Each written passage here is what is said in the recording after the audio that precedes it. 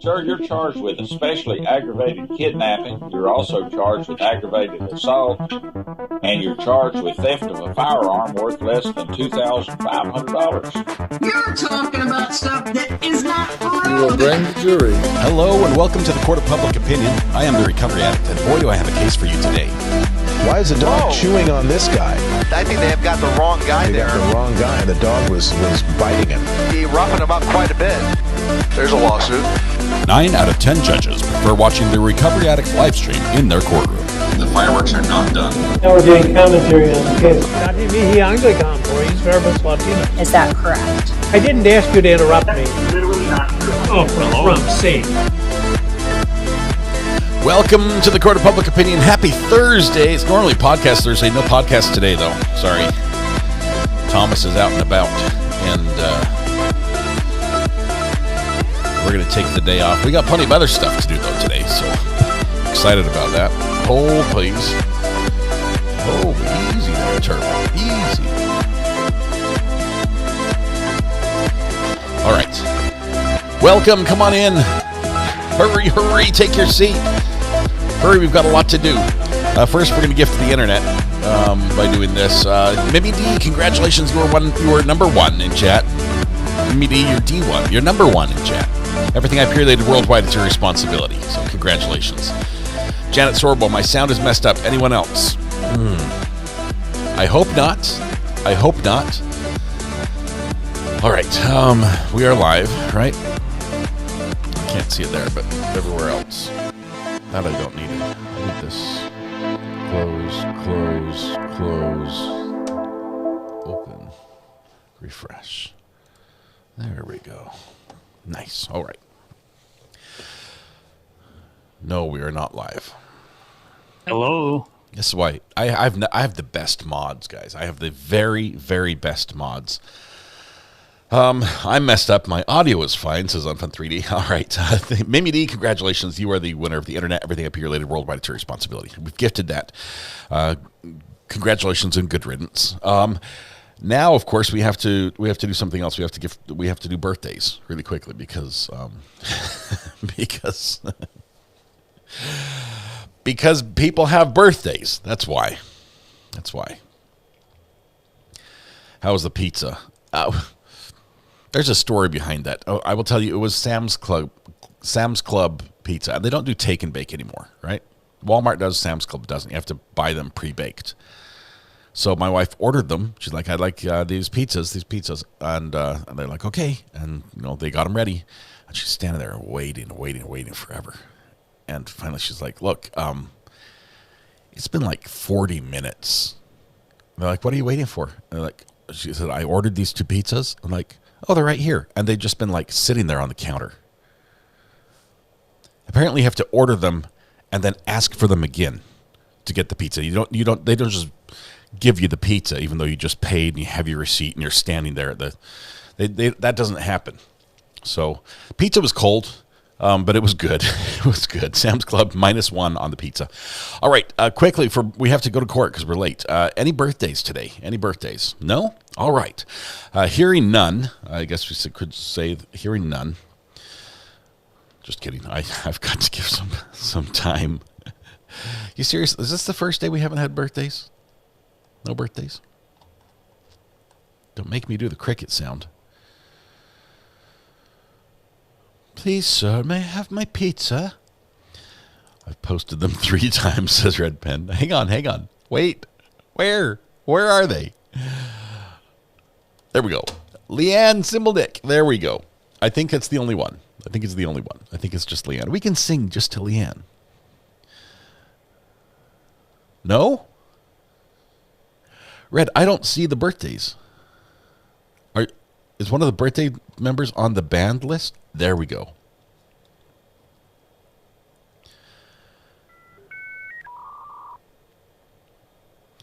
Okay. I need some clarification on this one, Greeners. We've got Charles, and then Charles, my husband. Who is saying the my husband part here? Iris, Lacey Petit, Leanne Simbledick, and Ronald. Red, I'm not blocking you, I promise. I don't know what it is.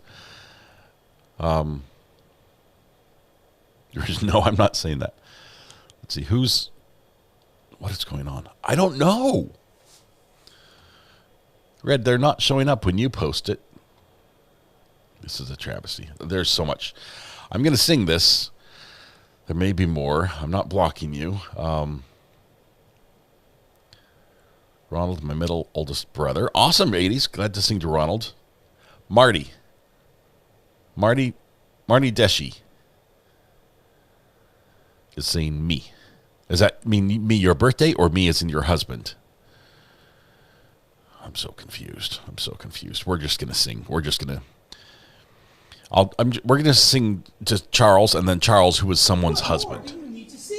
And then you both just go on. It's gonna be great. Oh, sorry. Wherever you are, if it's legal and you're able, stand up, take a breath, shoulders back, project your voice to the back of the room, blend your voice with your neighbor, and warm up with me if you will. La la la la la la la. Red, is it your husband? Is this? I'm learning so much today. Happy birthday to you. Happy birthday to you. Happy birthday, dear Charles. Someone's husband, Charles, and Iris and Lacey Petit. Happy birthday to you. Okay, we need to do 2 verses. We have Charles and someone's husband, Charles. It was probably different people. Did I say Iris? Isis. Is it Isis? Happy birthday to you. Are we singing to Isis? Happy birthday to you. Happy birthday, dear Isis, Lisa Petit, Leanne Simbledick, and Ronald. Happy birthday to you. Oh my goodness. I don't know if there's been a worse birthday song, and that was my fault. I don't blame Red or any of the other mods at all in the slightest. Happy birthday to everyone who's celebrating today. I realize there are many, many wonderful days, but today is your special day.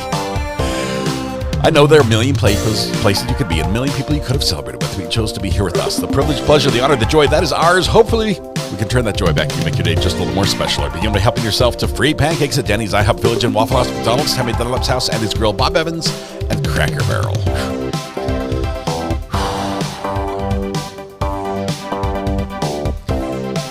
It's your birthday.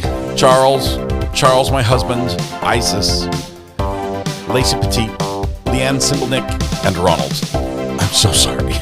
Hopefully next year's birthday song will go better. I've struggled. Red, I don't know why. Did you have like an emoji that's banned or something? Because it didn't show up on my screen.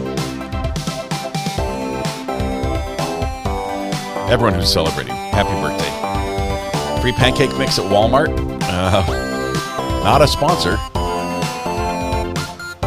Red, please don't go. Please don't go. Drum solo, here we go. Yesterday we did 2 verses for drums, and today we almost missed the one.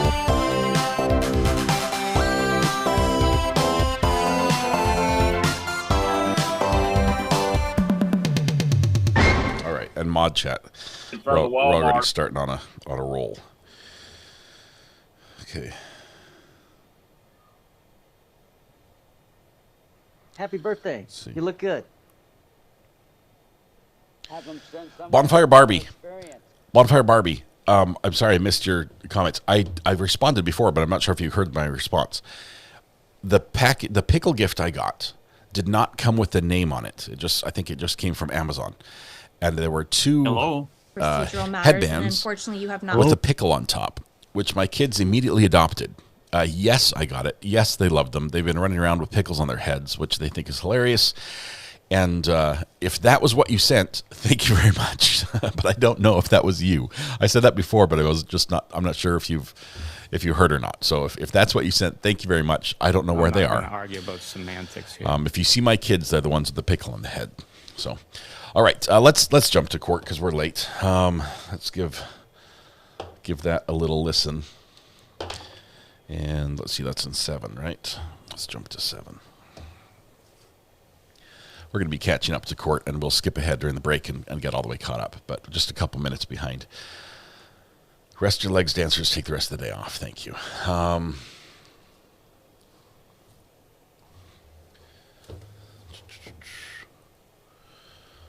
I miss Judge Fleischer. I know. Kevin Lychwick, case number 24CF1881. Appearances, please. Good morning, Your Honor. The state appears by Chelsea Thompson and Dan Tombasco, along with Detective Ben Stern at counsel table. Good morning. Mr. Lychwick appears in person in custody. Good morning, Mr. Lychwick. Good morning. Also present in the courtroom is standby counsel, Attorney Pablo Galaviz. Hey, Pablo. Attorney Thompson, does the state continue to be in victim rights legislation compliance? Yes. Thank you. We called the case early today before the jury comes back at 9 o'clock to discuss jury instructions.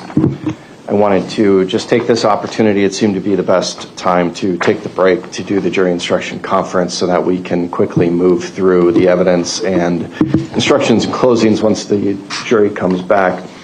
My clerk has provided an updated version of the jury instructions to the parties today. What I typically do is I go through the instructions up on the screen here. I'll go through each instruction. My clerk will put them up on the screen, and I will invite comments, but silence I interpret as acquiescence to the instructions as presented. So if they're fine, you don't need to say anything unless you have a comment or request something else. So, Madam Clerk, let's put the instructions up.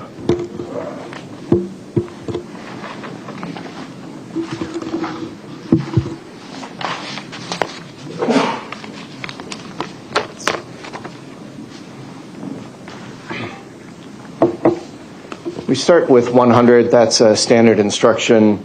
Any issue with 100? None from the state. Okay, again, I'll take silence as acquiescence. Okay, fair enough. Let's go on to 110 then. I moved 110 up before the substantive instructions based on the first draft that went out. Madam Clerk, could we just make instruction 110 single space to make it consistent? Yeah.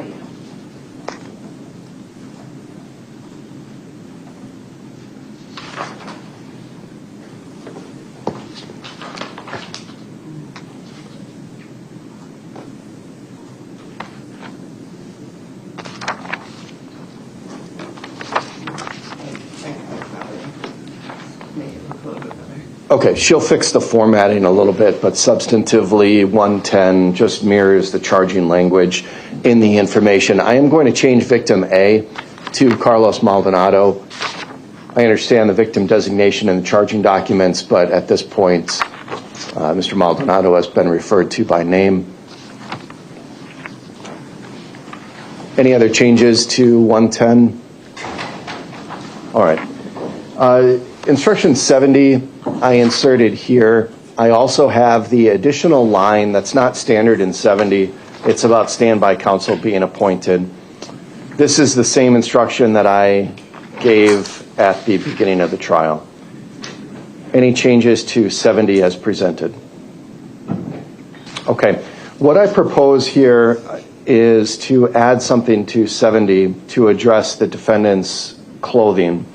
I know when the defendant first appeared in Jail Orange, I gave the instruction to the jury that they are not to consider his change in appearance and his change in clothing. I'm proposing something that's similar to instruction 314, which is to be given when the defendant is wearing a visible restraining device in the presence of jurors.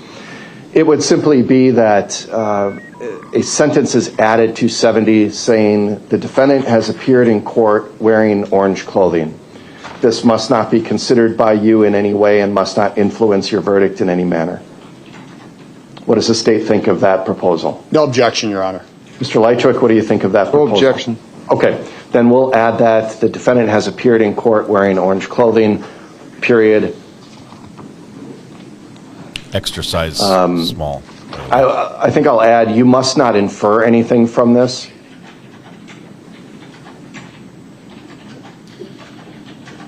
Read the weird part was I got all your and messages. And this must not influence your verdict in any manner. Except the birthday one.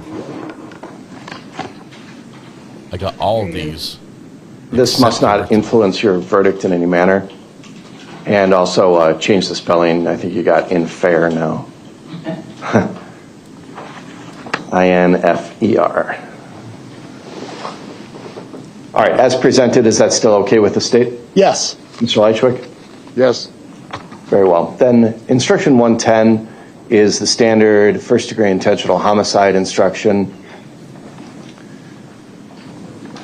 It does use the victim's name. Madam Clerk, can you make this left justified, please?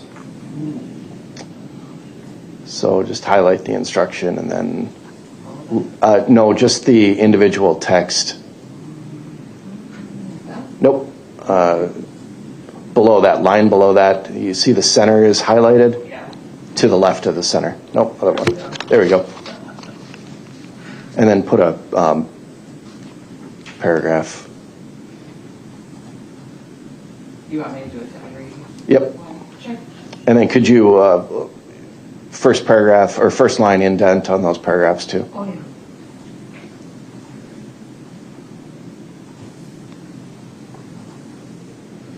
I think I copied and pasted from the PDF. Works very well. Go back to that last paragraph, please. Okay, and then deciding about intent, we'll fix that. That fixed it, Red. Intent and motive, we'll Sorry, fix. we're doing some troubleshooting live.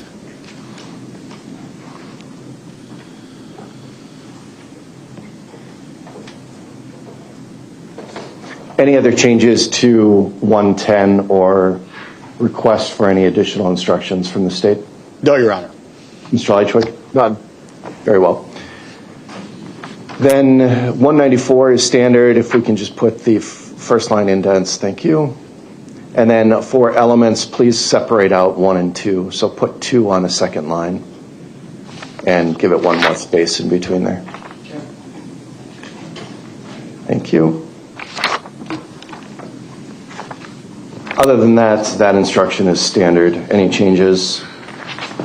Okay. 140 is a standard instruction. Madam Clerk, if you could just put extra spaces between the text and the heading. There you go, just like that. Well, the judge addresses pagination. We will... 145 is standard. I might skip ahead through some of this. 103 is standard. Can we break those paragraphs up, please? 162 we don't need. I don't believe there have been any stipulated facts. I agree, Your Honor. Okay. We'll take 162 out. 165 can be removed. There are no judicially noticed facts. 170 will remain in. Circumstantial evidence, we'll just take out the Okay, we're going to all pause. caps language and also break those paragraphs up. We're going to pause just for a second and skip ahead as we're going through all this. So this is just a chain of custody log for that body camera? Yes, and I believe it's probably already entered into evidence, but I want it entered Hang on, we have to back specifically. up. I thought we had something else. Let's go back. Attorney Tombasco, any thoughts on 201 as modified? No, Your Honor, I agree with the court's thought process. Mr. Lychwick, any opinion on 201 as modified? Not at this time, Your Honor. Okay, then we'll give it as written now. He's become more respectful. We did have hypotheticals, so the court will give 205, and we'll just remove the word expert.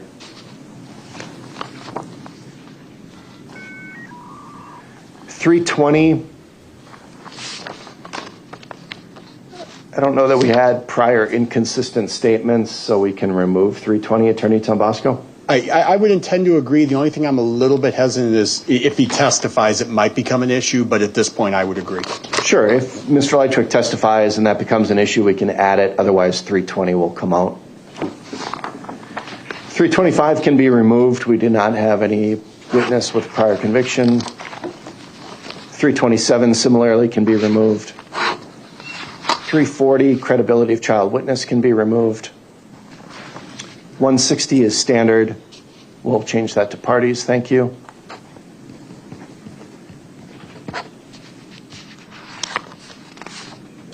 And then 460 is standard. We can change counsel to parties in that instruction as well.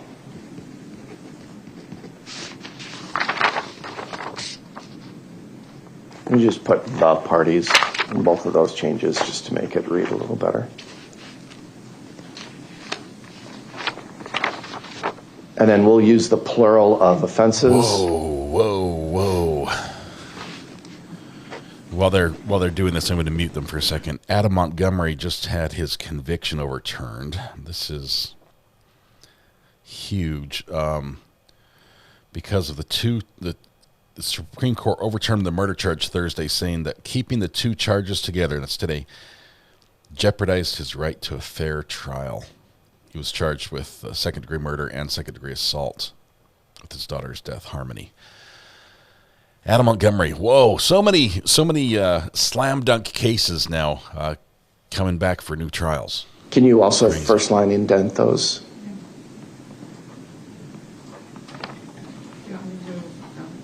Yes, please, thank you. Then similarly, we have guilty of hiding a corpse and not guilty of hiding a corpse as charged in count 2. Otherwise, that instruction is pretty standard, and then our verdict forms will mirror that language. Then 515 is a standard instruction. Excuse me, Your Honor. Yes, sir. Could I have 480 reworded for reversing this to one reading, we the jury find the defendant, myself, not guilty, before guilty is placed in the text. Any objection from the state? I like that. That's fine, Your Honor. Okay, the court will make that change. And then, Mr. Lychwick, what I will do is... I like that, Mr. Lychwick. When the physical verdict forms are presented to the jury... That's how we do I'll our own have polls not guilty on top and then guilty on the bottom. Thank you very much, Your Honor. Thank you to prosecution. Presumption of innocence. That was a good one. So 515 is standard then, and then we have the closing instructions, which we will handle when the time comes. I'm guessing he had elbow counsel. My practice for polling the jury is if the verdict is an acquittal on all counts, I'll do a collective polling of the jury, just ask the jurors to raise their hand if that is their verdict. If one or both of the counts result in a guilty verdict, I will individually poll the jurors and have each juror asked individually if that is their verdict. Are there any other changes that the parties are proposing to the jury instructions? None from the state, Your Honor. Mr. Lychwick? None from me, Your Honor. Then we will print up verdict forms too and have those distributed to the parties before we get to that point, so the parties can review those. So in terms of timing, Attorney Thompson, how much do you think you have left with Detective Stern? Under an hour. Okay. And then Mr. Lychwick, you'll have an opportunity to cross-examine Detective Stern. At that point, is the state resting? Yes. Okay. We will conclude the testimony of Detective Stern. We will take a break outside the presence of the jury. I'll hear any motions from the defense. I'll talk to you, Mr. Lychwick, about your decision whether or not you want to testify. If you do not testify, you have no other evidence that you're presenting. Is that correct? I would like to enter into evidence my defense exhibits 1 and 2, the Axon body footage chain of evidence log is for Officer DeBaca and Officer Tyndall for the car stop on the night of 1 December 2024. So this is just the chain of custody log for that body camera? Yes, and I believe it's probably already entered into evidence, but I want it entered specifically as my defense exhibit 1 and 2 as proof of to support my allegations of tampering of evidence.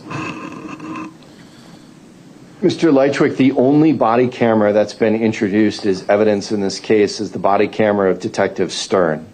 And it was only the 2 clips from the interview with you outside your apartment during the execution of the search warrant. There have been no other body cameras introduced into evidence in this case, and the jury has not seen any other body cameras in this case. So the chain of custody doesn't relate to Detective Stern's body camera, correct? It does not. Okay. So you are not intending to play the body cameras of those officers, are you? I could, but I am not able at this time to demonstrate the tampering that was done to it. I don't have the wherewithal to do that at this time. I've been trying to do that over this past 18 months. 8 months when I discovered, through discovery, that the the footage was tampered with, both digitally, visually, and audially. What witness are you going to introduce those exhibits in through? I don't have an expert witness at this time. I wasn't able to come up with one. I'm still searching. Is the state stipulating to the admission of those exhibits? No. Okay. Mr. Lychwick, without an exhibit or without a witness, I don't know how you're going to get those exhibits in. I understand that you've expressed a desire to have an expert witness for many months now. And this case has been pending for a long time. I've discussed with you your right to get an expert and your right to prepare a defense.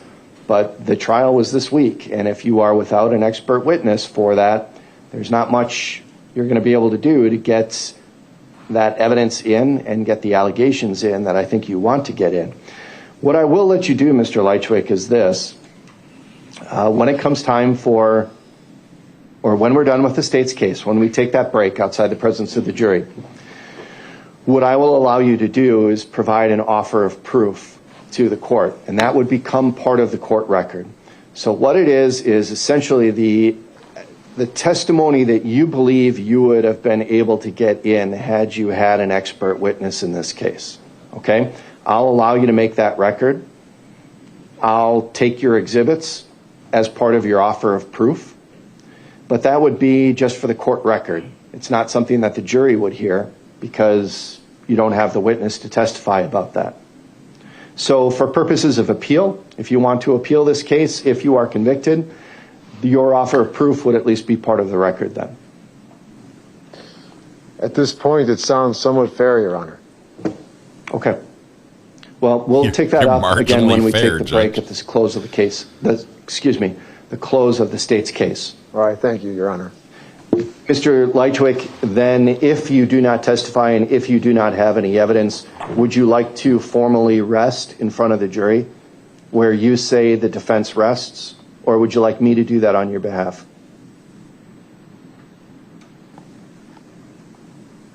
I'll take care of it, Your Honor. Okay. Then the only other thing I want to go over with the parties here before we bring the jury in are the exhibits. Again, I want to update what my record is of the exhibits and confer with the parties. Attorney Thompson, do you anticipate having more exhibits? Yes. Okay, that's fine. We'll do a final count later. Right now, what I have is in and published exhibits 1 through 50, and that includes 1A, 1B, 1C, 28A, 34A, 41A. I'm going to do these in batches of 50 because that's how I have my list organized. Is that correct from the state? Yes. And Mr. Lychwick?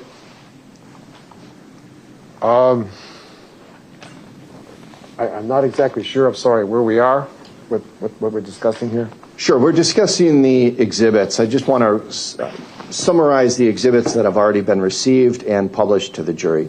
So my records show that 1 through 50 plus all of the sub-exhibits with diagrams and markings, 1 through 50 have all been received and published to the jury.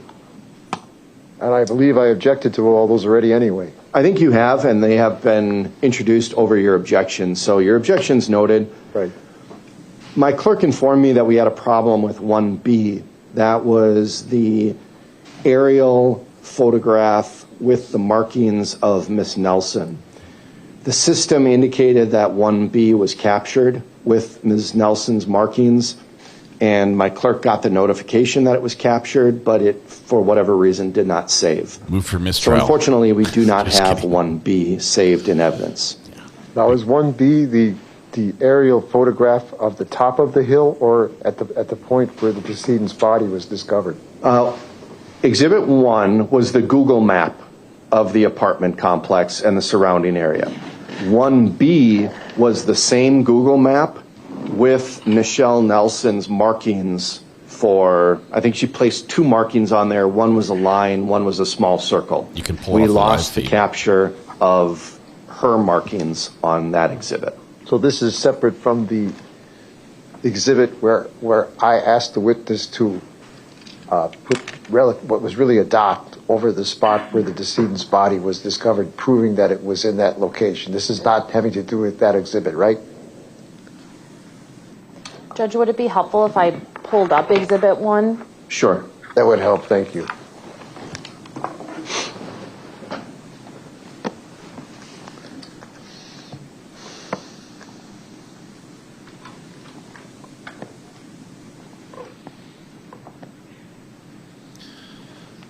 We've got the Alaska trial going on next for us on our schedule. So, Mr. Lychwick, this is Exhibit 1. Right. And then Exhibit 1B was this same exhibit, but with Ms. Nelson's markings for, let me review my notes here. I'll tell you.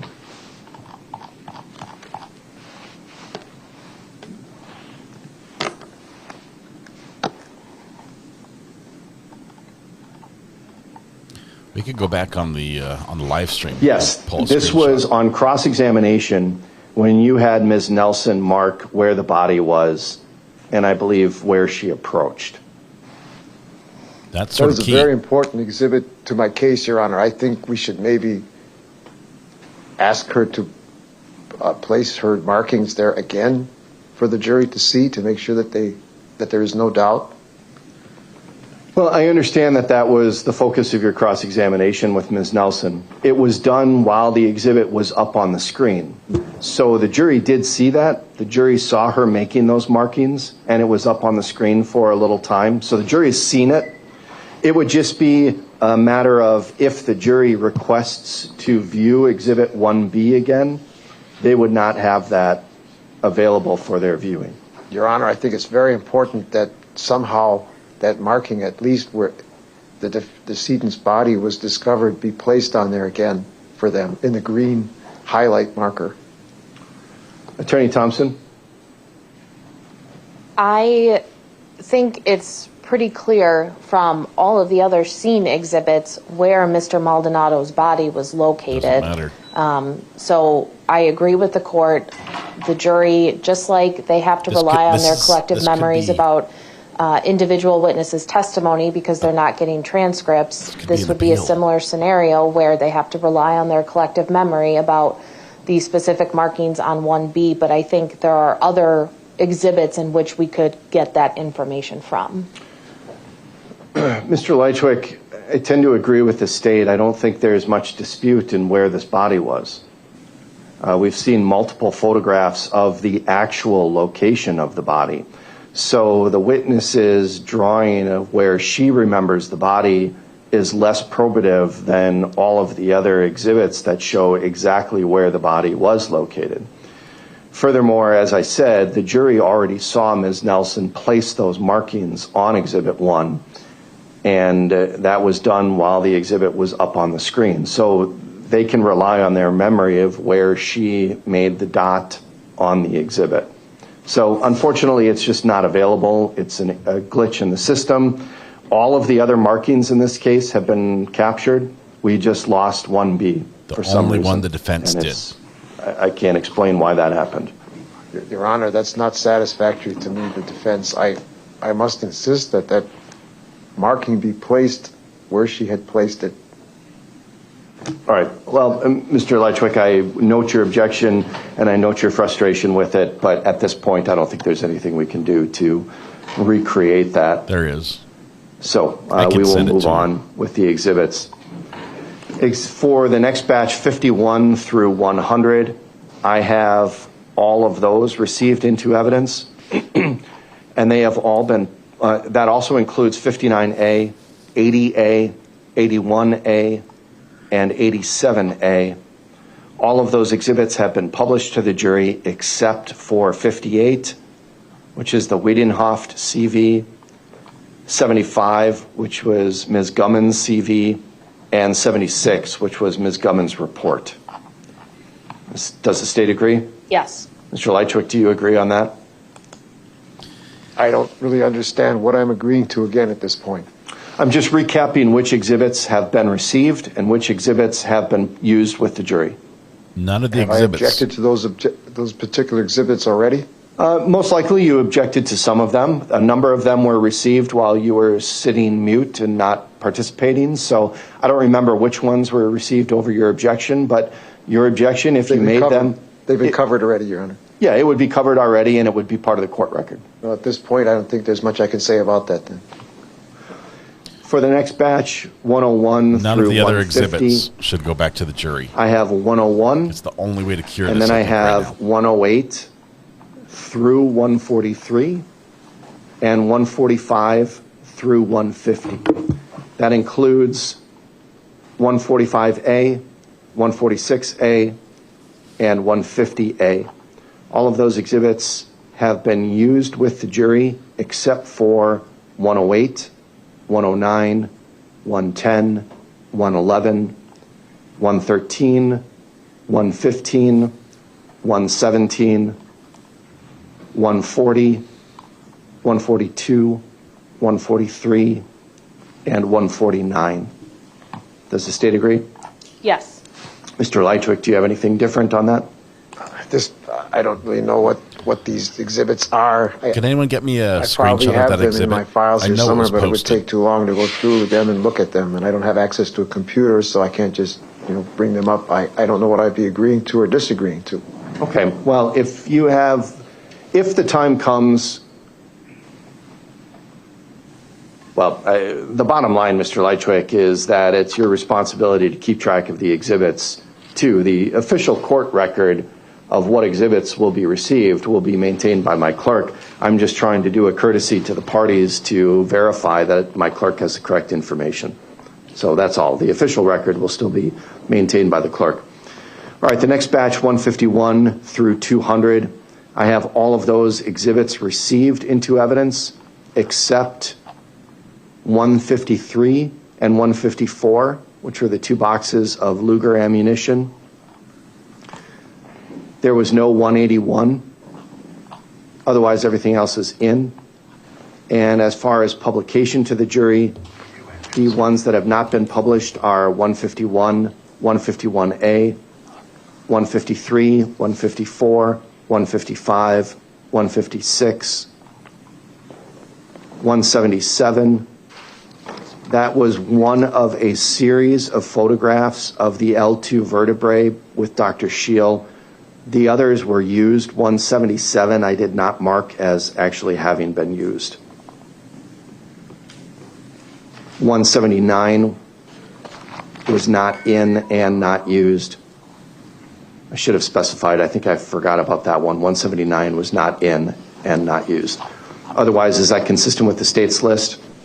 Can you please repeat what you said regarding 153 and 154, which is the boxes of ammunition? I thought I heard you say they were not admitted. I have them marked as not admitted, Madam Clerk. Okay.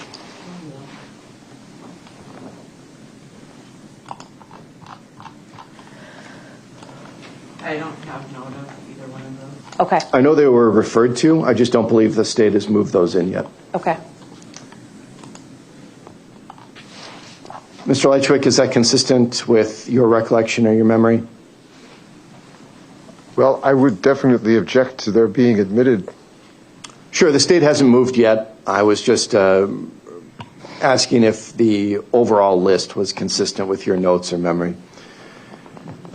Then the final batch after 201, I have 201 through 212, all admitted and published, and 215 through 219 admitted and published. Is that consistent with the state? Yes. Mr. Lychwick? I wouldn't know what to say at this point with that, Your Honor. Understand.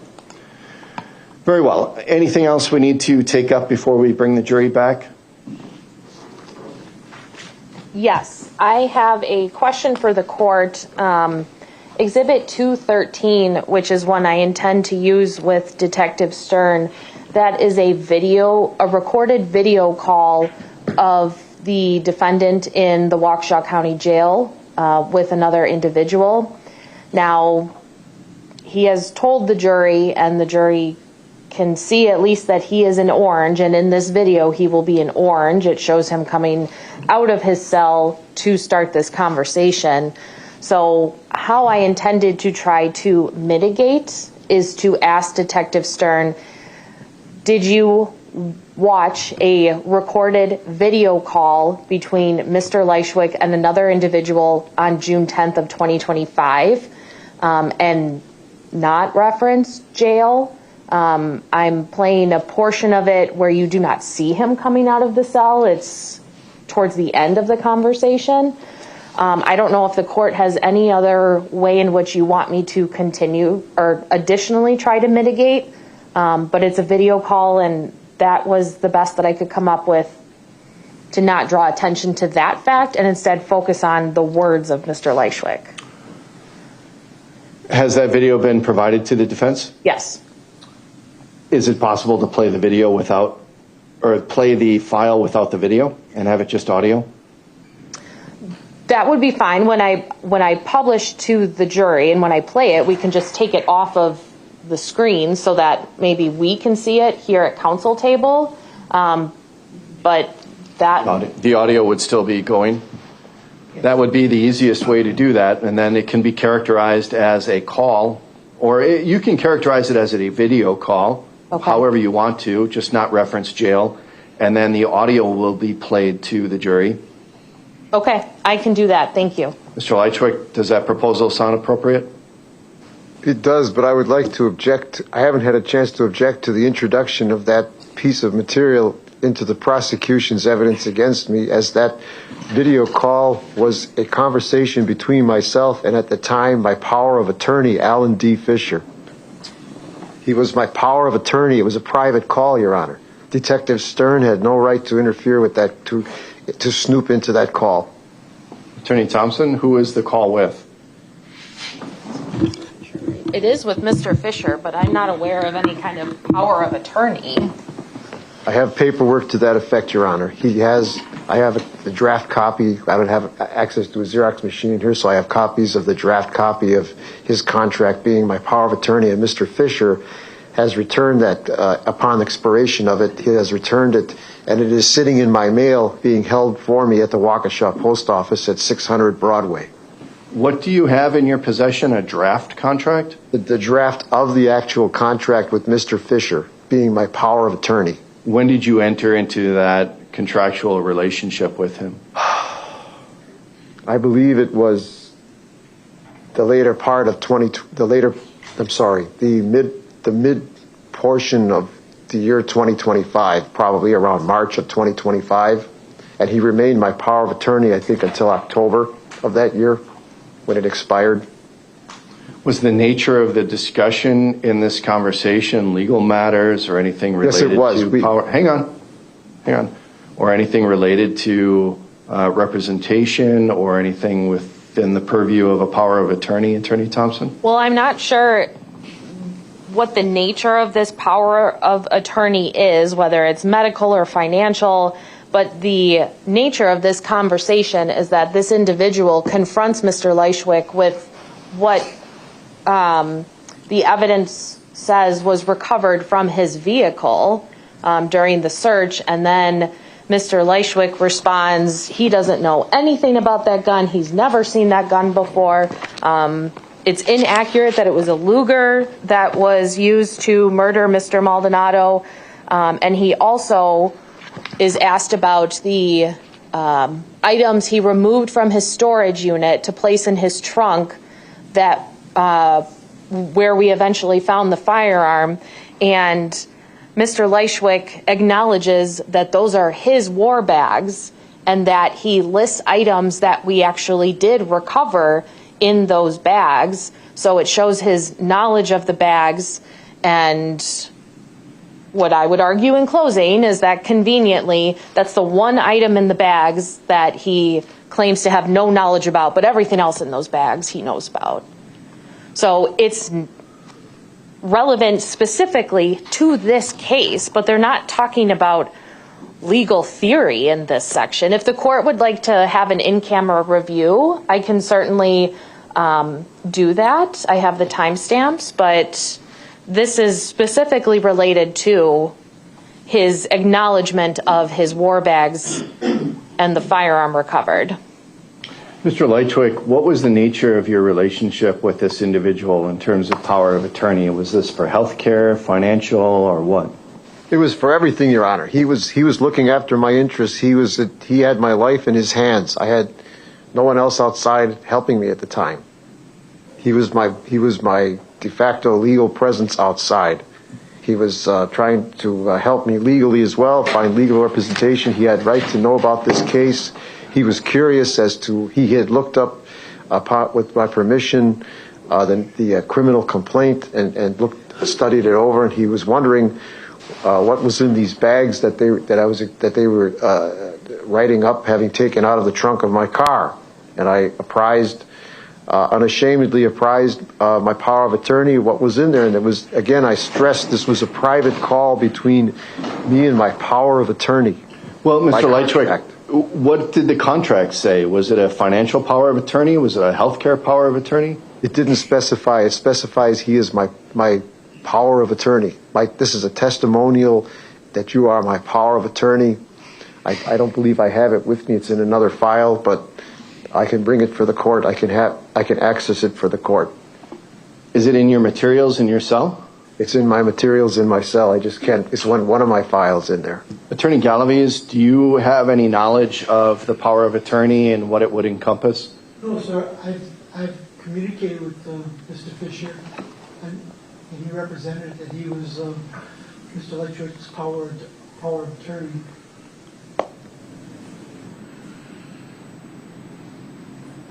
How long is the video? The clip itself, I would be playing from 24 minutes and 37 seconds to 26 minutes and 6 seconds. So it's a 2-minute or so video clip? Yes. And this is for the purpose of tying the defendant to the items that were recovered in his trunk in his car that he was driving at the time the items were recovered, after police watched him remove those items from the storage unit that lists to the defendant, and the defendant contracted to rent. Yes.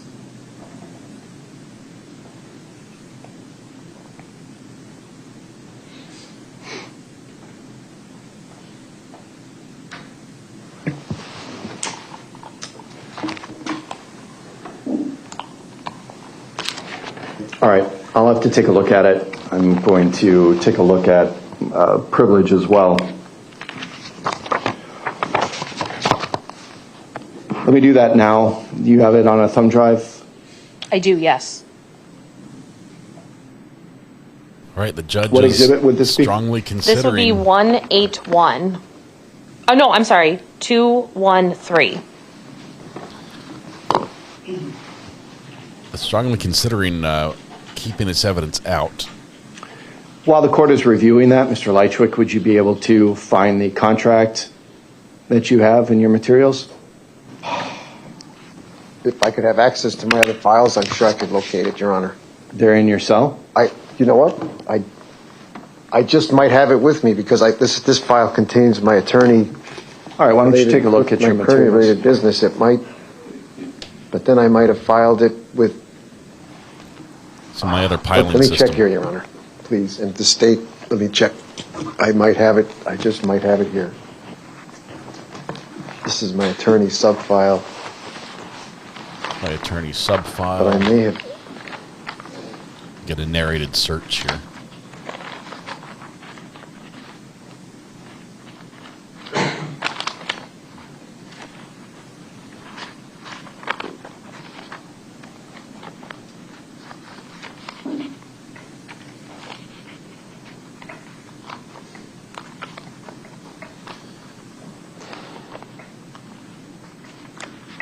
Attorney Thompson, do you have the thumb drive? Judge says I want to watch the video myself. All right, we'll take a short break. I'm going to review this. What was the timestamp again, Attorney Thompson? 20 minutes or something. 24 minutes and 37 seconds through 26 minutes and 6 seconds.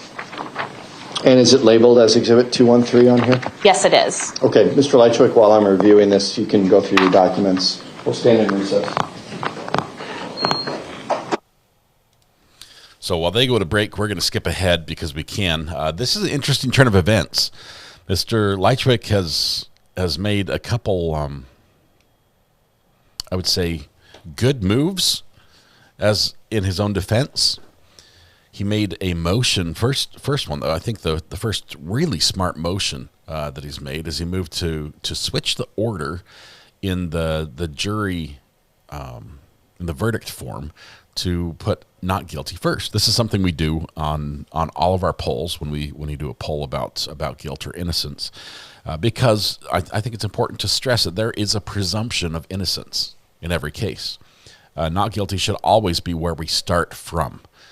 And so he made that motion. I think that probably came from elbow counsel. I think his elbow counsel probably took a look at some of these things and maybe highlighted or made some marks here and there on the jury instructions. I don't think that came from himself, but he managed it properly and got it, and the judge approved that. The state said no objections. It's the right thing to do. The judge even said he's going to change the order on the verdict forms when they're given to the jury, so not guilty is on top. Which is great. I like that. This power of attorney move is interesting. I don't know on the legal front, and I think the judge will be researching this while he also sort of looks at this video. I don't know on the legal front what protections you can have for privilege with power of attorney, because it's power of attorney. I'm not sure if it comes with protection of attorney. It's basically someone can sign your name for you as if they were you, and it would be binding.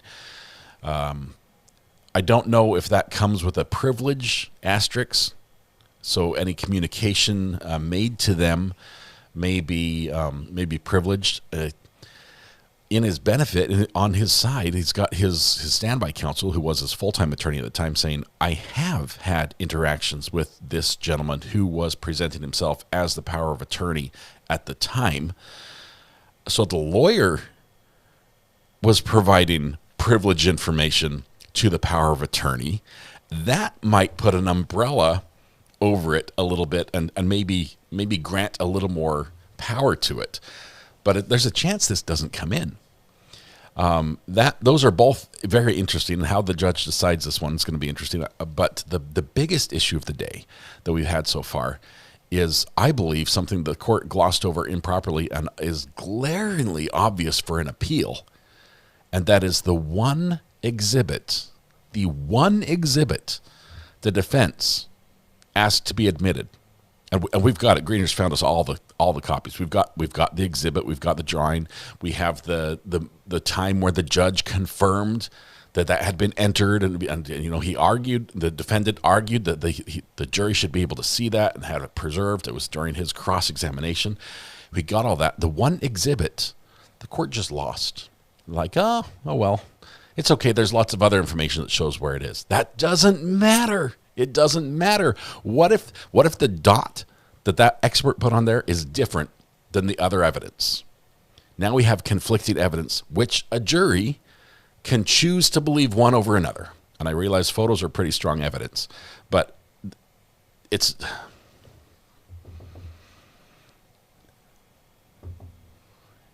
like foundational error.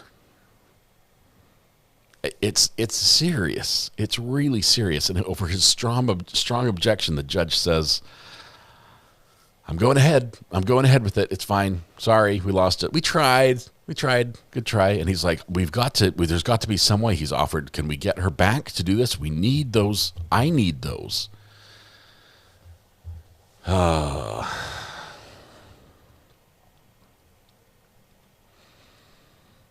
Could power of attorney play a part in sentencing the found guilty? In what way? As someone who's married to an Army veteran, you can get power of attorney for anything you can think, if you can think of it. Exists. You have to clarify exactly what it's for. He may be screwed if the draft isn't specific. Well, Mama Bear, it's possible, but depending on the conversations the lawyer had with his power of attorney, that lawyer might be screwed. Because if he was divulging privileged information, to someone that he shouldn't have. If the court rules that no, there's no protection there, and he, there's no privilege, suddenly the lawyer's like, oh, I told him everything. I was giving him discovery. I told him everything. Well, he might have some issues. It's harmless error.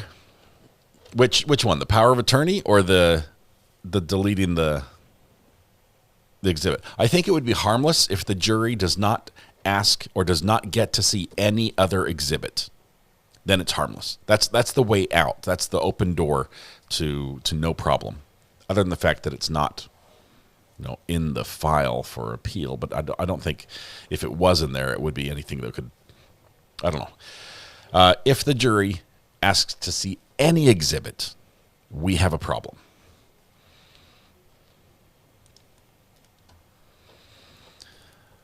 Why can't she be recalled for the exhibit? She can. I have a power of attorney with my best friend, and he's got me covered for all homie-related activities. It's nice to have a safety net. I disagree, says Gigi. Power of attorney is for making decisions with regard to either medical or financial transactions. It's not the same as attorney making legal decisions in court. But then we have to explain how. You have to explain how that happened with his attorney having conversations with him while he was represented that he had the power of attorney. Can we tell the court we have it? I'm sure they know.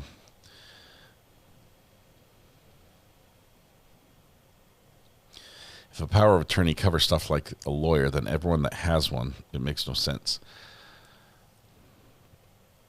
Well, I don't know the law in Wisconsin, specifically related to power of attorneys. I don't know the scope of his contract. I would say I would never say anything in jail call you don't want played in court. That's just the foundational rule that he violated on this. But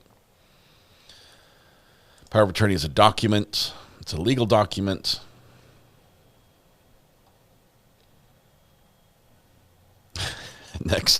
Next up, everybody. I have a power of attorney with everybody I know, right? So nobody can testify against me. You can't record anything. There are two power of attorneys in Wisconsin, durable power of attorney and regular power of attorney. They're both different.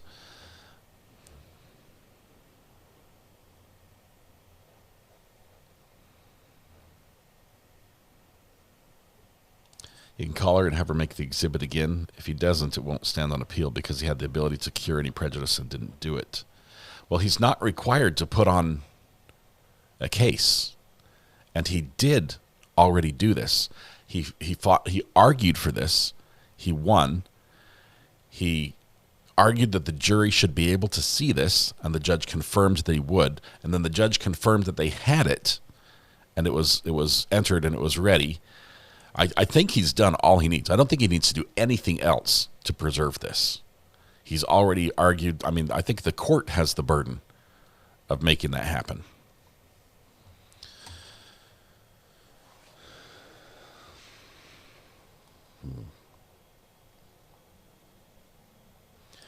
Northwest, I don't know about the jail calls, how if they have, a lot of times jails will have a system where the lawyer can log in using a specific phone number. And when a jail call is made to that number, it's registered as a lawyer call, and it just bypasses the recording feature. It gets skipped. It does not get monitored. That's the automated way to do it. But there is still, we've seen in other cases, judges say there's a legal responsibility that if it's clear that it is a legal conversation, a lawyer conversation, a privileged conversation, they need to stop monitoring. So we'll see. Hang on a second.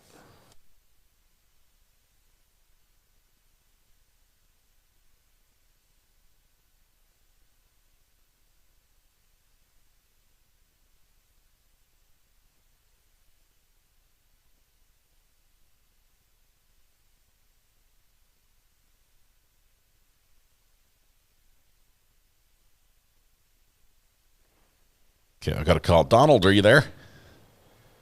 Yeah, I'm here. Hey, what's on your mind? You talking about power of attorney? Yeah, I had a POA with my mom, and I know that it didn't cover my conversations with my mom as lawyer-client privilege. The only thing is if I would talk to a lawyer on her behalf, then that would be considered covered. So, and that's what it was explained to me by the lawyer.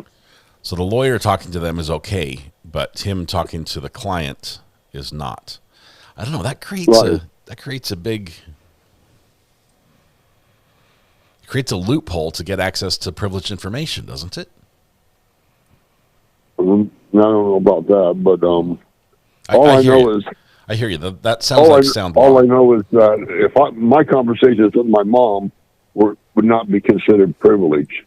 Right. So now, if I talk to a lawyer on her behalf, then those become client privilege. So the conversation that the lawyer has with whoever has the power of attorney is privileged and can't be recorded. If that person then relays that information back to the defendant in jail, it can be recorded and intercepted, even though it was privileged information before, because it's the attorney's not there. You've got a middleman. It's gone. So. Right. Yeah. I'm pretty sure that's how it would work. Donald, we'll see if the judge rules that way or if he takes a safer road. Yeah. So I appreciate that's what it was explained to me by her attorney. So. Yeah. Awesome. Thank you, Donald. We'll see. Yep. Thanks. Bye. Bye. All right. Shelley Small, did anyone but me think it was unusual why he was doing Google searches for his ex-girlfriend for her addresses in Wisconsin? I thought that was odd. The worst part was I thought that was odd was that she was on like phase 2 of the hit list. And by the way, it was ex-girlfriend because she's gone, right? She left. We found that in the body cam. I don't know why she left me. Don't know why. It was ex-girlfriend, I think, at that time. She was out of there.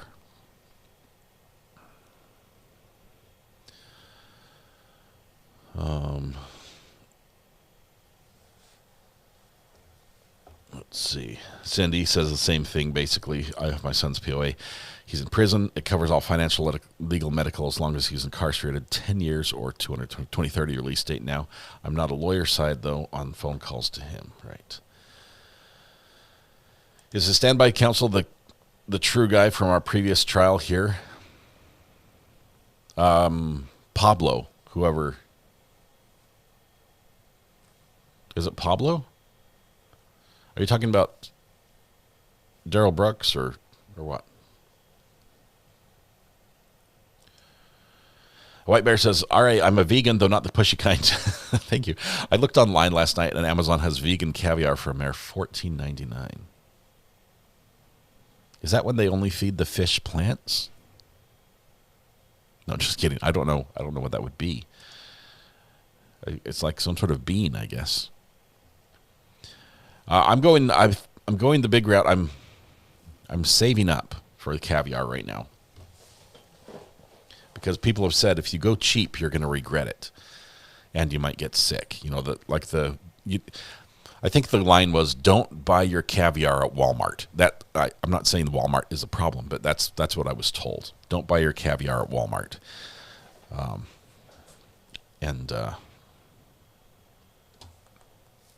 don't know. We've got one of the biggest caviar producers of actual caviar, sturgeon caviar, in North America, in the U.S., in North Carolina. They have 2 plants, 2 facilities.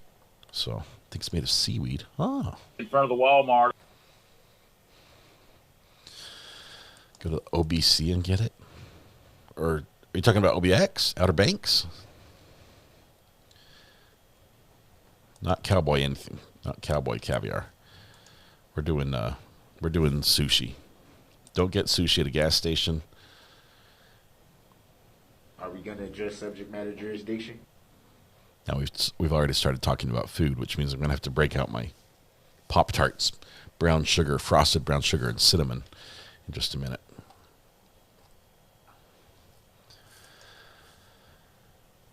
Right now, it's possible that this delay might be lengthened if Mr. Lychwick has found that in his piling system that he brought with him today, he does not have the draft copy of the power of attorney, which is probably going to be handwritten. Which, if his handwriting, this is funny because the judge is going to get a copy of his handwriting that he can use to compare to the note. Okay, the note that was found at his apartment. So it's probably not a good move to show him your handwriting right now. But if he can't find it in this piling system, he has several other piles of piling systems in his cell with more documents. That's what we're looking for. We're zoomed to all that we can zoom. We've zoomed up to the minute.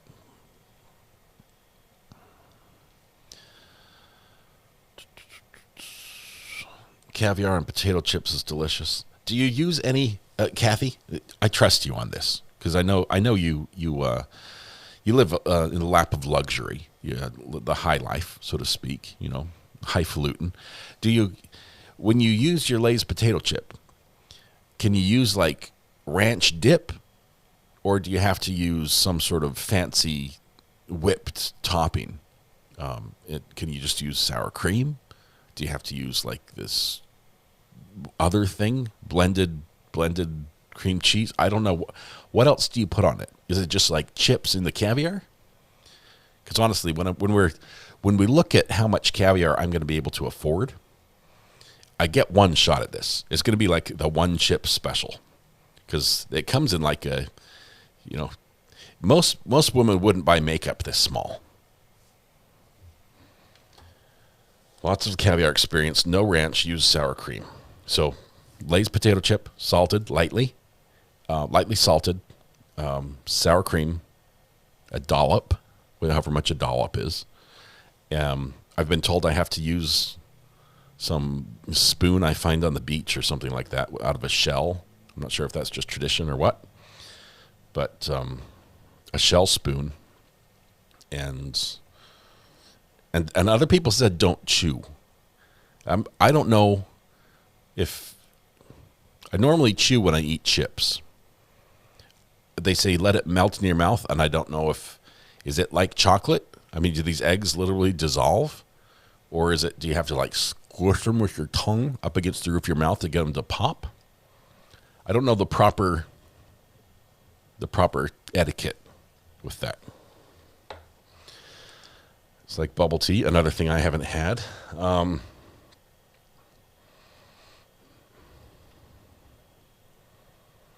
Creme fraiche. Creme fraiche is better. Where would you get creme fraiche? Is this like a grocery store item, or do I have to order that from Europe as well?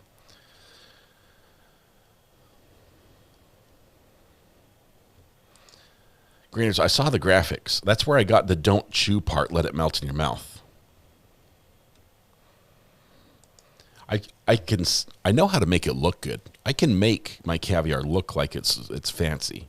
I just don't know what happens once you pop it in your mouth.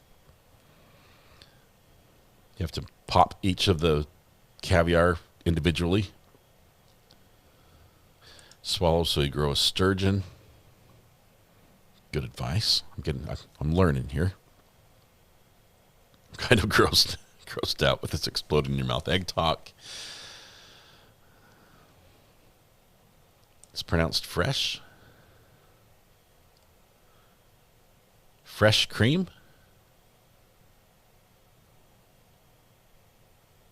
Quick matter, appearances are the same. The court had an opportunity to review the proposed Exhibit 213 on the thumb drive from 2437 timestamp to 2606. The court also notes that Mr. Lychwick was able to produce a 4-page document, both sides, that my clerk has copied and will be made part of the court file. A copy has been provided to the state as well.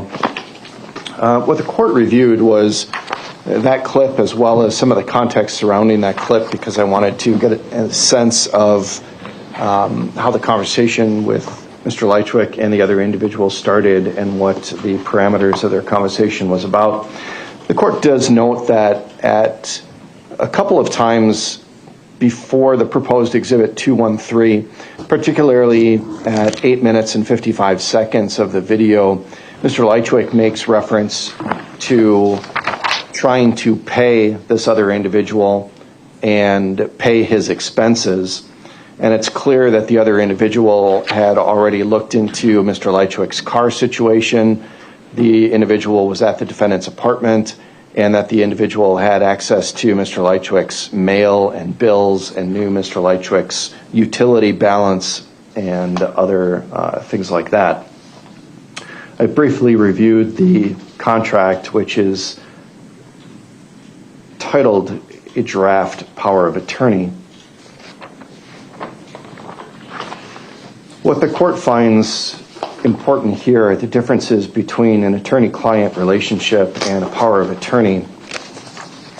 The attorney-client privilege is discussed in Chapter 905 of the Wisconsin statutes, and under 905.03, lawyer-client privilege applies to the relationship between a client, who in this case is a person, and a lawyer, who is a person authorized or reasonably believed by the client to be authorized to practice law in any state or nation.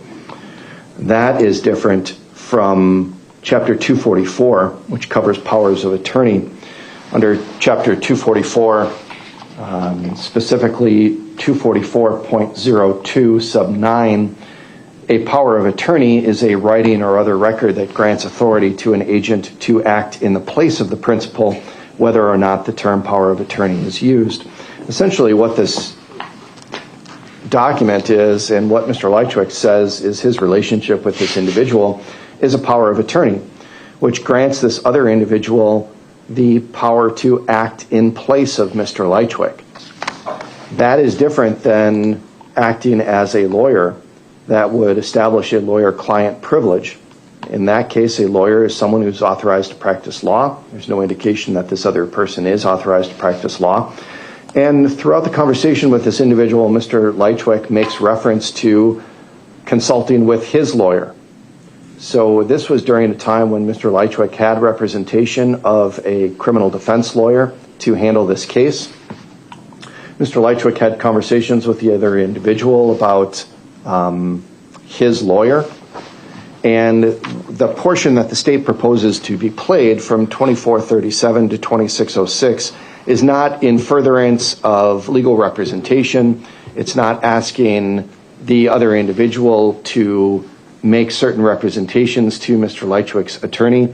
It's not asking this other individual to stand in Mr. Lychwick's place and have a further conversation with an attorney that would trigger an attorney-client privilege.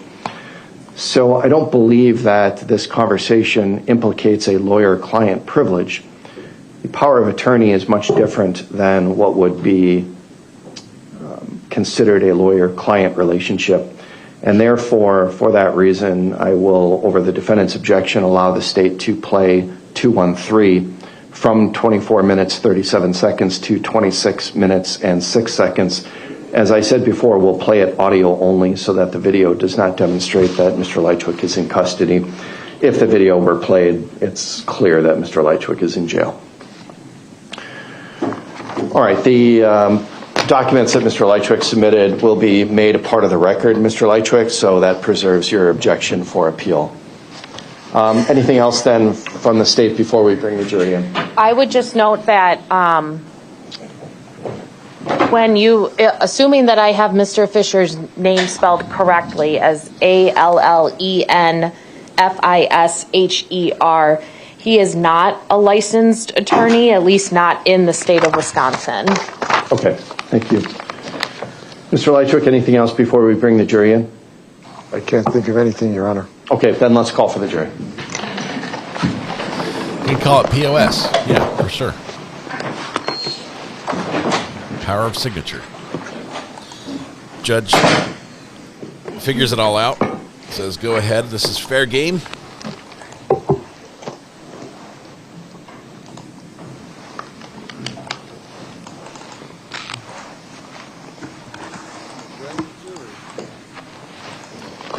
You know, there was a time when the banned words list on the channel basically had George Carlin's 7 Dirty Words on it and not much else.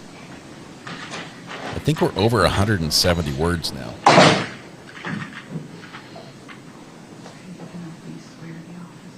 Yeah, we'll re-swear him today.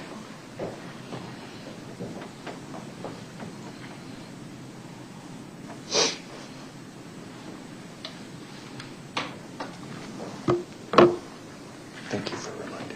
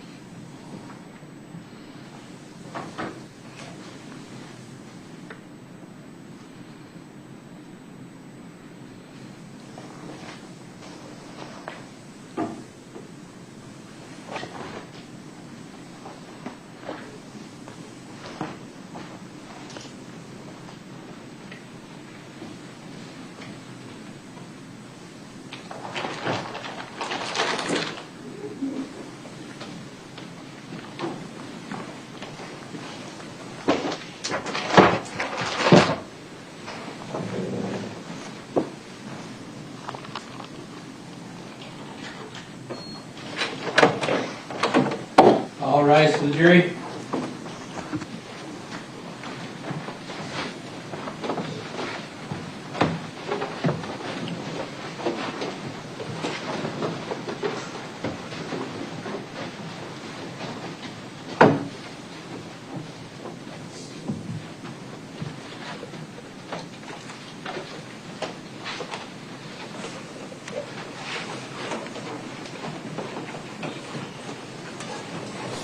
I think we're getting there, yeah. Thank you. You may be seated.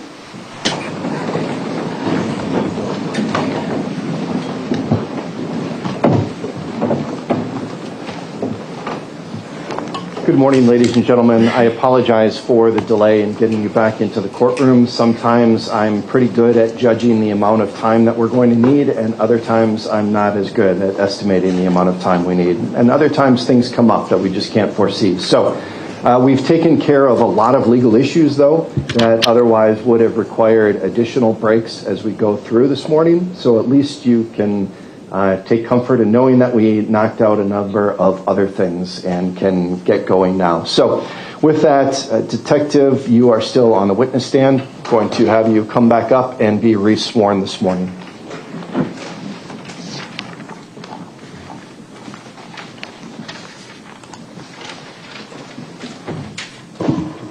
Do you swear that the testimony you're about to give in this matter before the court shall be the truth, the whole truth, and nothing but the truth, so help you God? I do. Attorney Thompson, you may proceed. Thank you. Detective Stern, there are a couple areas that I'd like to circle back on with you before I finish where we left off yesterday. In front of you on the witness stand, do you see exhibits 153 and 154? Yes. And can you remind us what those exhibits are? These are boxes of 9mm ammunition that was located in the trunk of Mr. Lychwick's vehicle. Was that as a result of the search warrant that was executed on December 2nd of 2024? Correct. I would move exhibits 153 and 154 into evidence. Mr. Lychwick, any objection to the admission of 153 and 154? I object. Okay.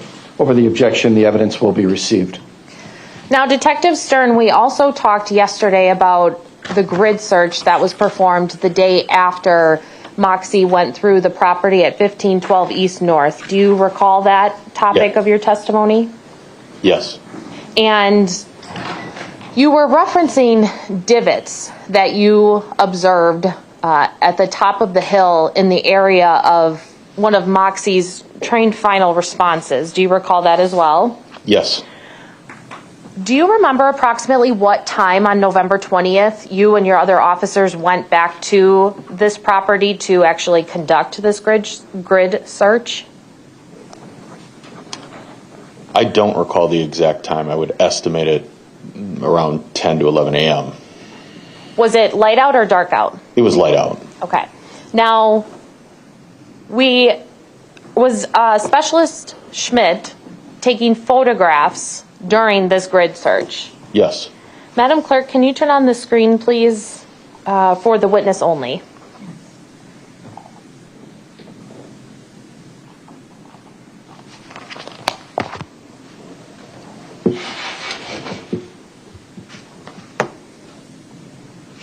Detective Stern, I'm showing you what is marked as State's Exhibit 220. Do you know what Exhibit 220 is? Yes, this is one of the photographs taken during the grid search. And what specifically does Exhibit 220 document from this grid search? These are the two divots that I described yesterday. And, well, actually, first, I would move Exhibit 220 into evidence and ask to publish to the jury. Any objection to the receipt of Exhibit 220? Yes, I object.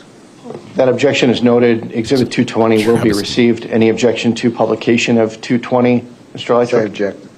All right, and again, Exhibit 220 will be allowed to be published. Now, first on your screen, Detective Stern, I'm showing you what has previously been admitted and published to the jury as Exhibit 87. Can you remind us what is in Exhibit 87? This is what we've been referring to as the top of the hill, the far back portion of the property at 1512 East North Street. And that further back where you see the more of the green coming up, that was the area that we discussed the final train response from K9 Moxie. And if we look at Exhibit 220, can you circle for me where you see these divots that you're talking about?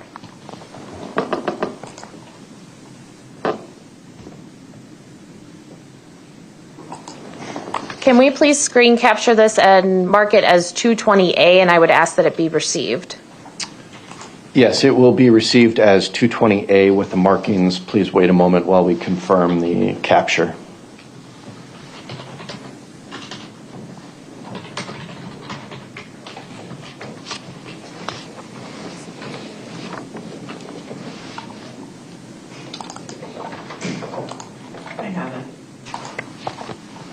Now, Madam Clerk, can you please clear the screen for me? If we go back to Exhibit 87 here, Detective Stern, I'm going to ask you to mark two different areas of Exhibit 87, if you can remember. Can you please circle where Moxie had her final trained response in this area?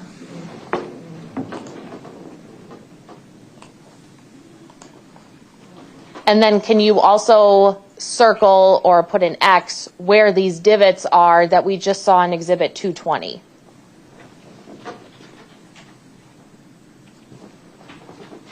Can we please screen capture this and mark it as Exhibit 87B, and I would ask that it be received.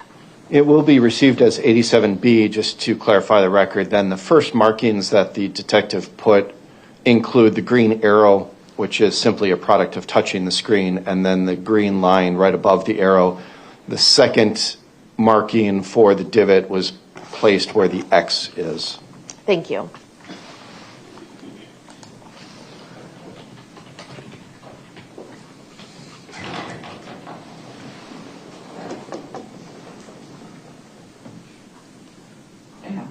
Thank you. Now, Detective Stern, on November 20th, when you and your fellow officers were conducting this grid search,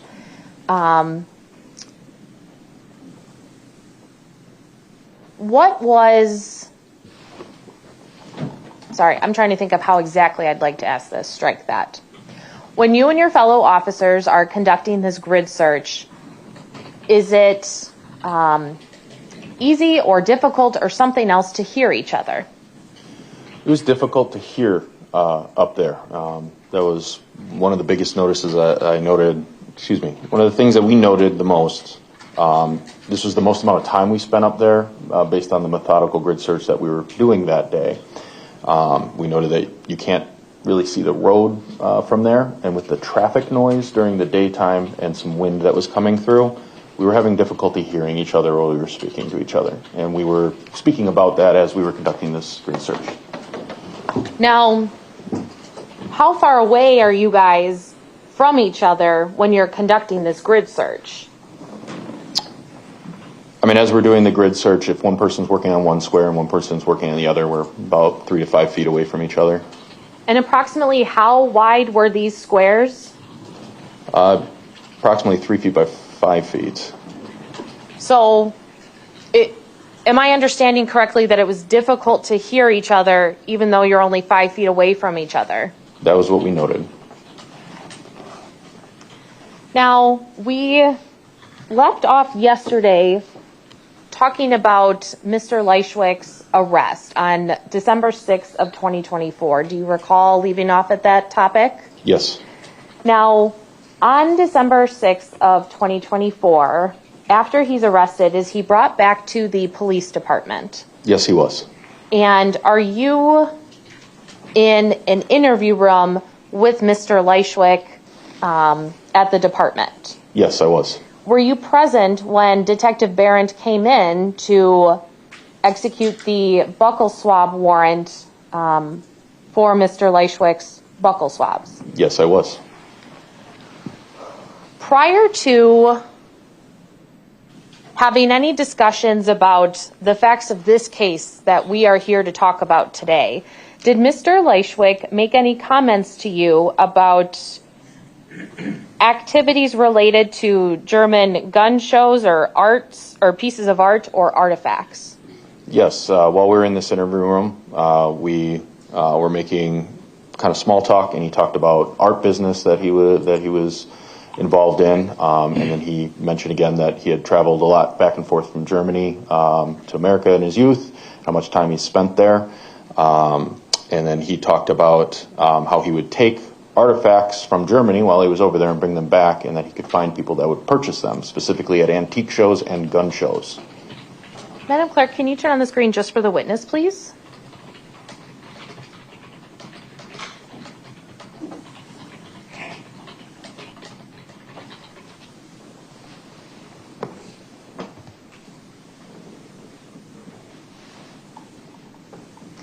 Detective Stern, when I say an interview room at the City of Waukesha Police Department, are those rooms equipped with audio and visual recording devices? Yes, they are. Okay.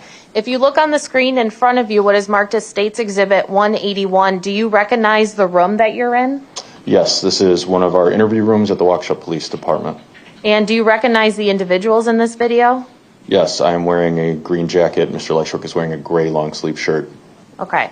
And this particular clip, which is 58 seconds long, does that detail the conversation or record the conversation topic that you just testified about? I believe it will. I would ask that Exhibit 181 be received, and I would ask to publish to the jury.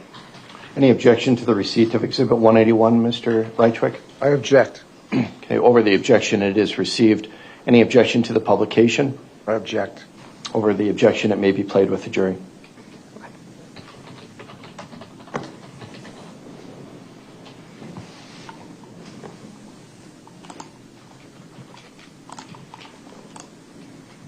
All right, I'm playing from the 0-second mark. I was already selling antiquities and art since I was like 15, going back and forth from Europe. I started with the military antiques. My dad's buddies at work wanted this, and everything had to have a swastika. I still can't get over that. Really? Everything had to have a swastika with these people. I mean, the American collectors, everything, they want this Nazi garbage left over. And there was plenty of it left over in Europe. Right. Yeah. I was getting it for nothing over there, and I was bringing it back here, and I was making tons of money. And I was laughing at these people, you know, moth-eaten uniforms and flags, and these guys were almost fighting each other at the gun. I was selling them at gun shows. Yeah. And you had all these different types of people there at the gun shows. There's some crazy, some crazy people at the gun shows.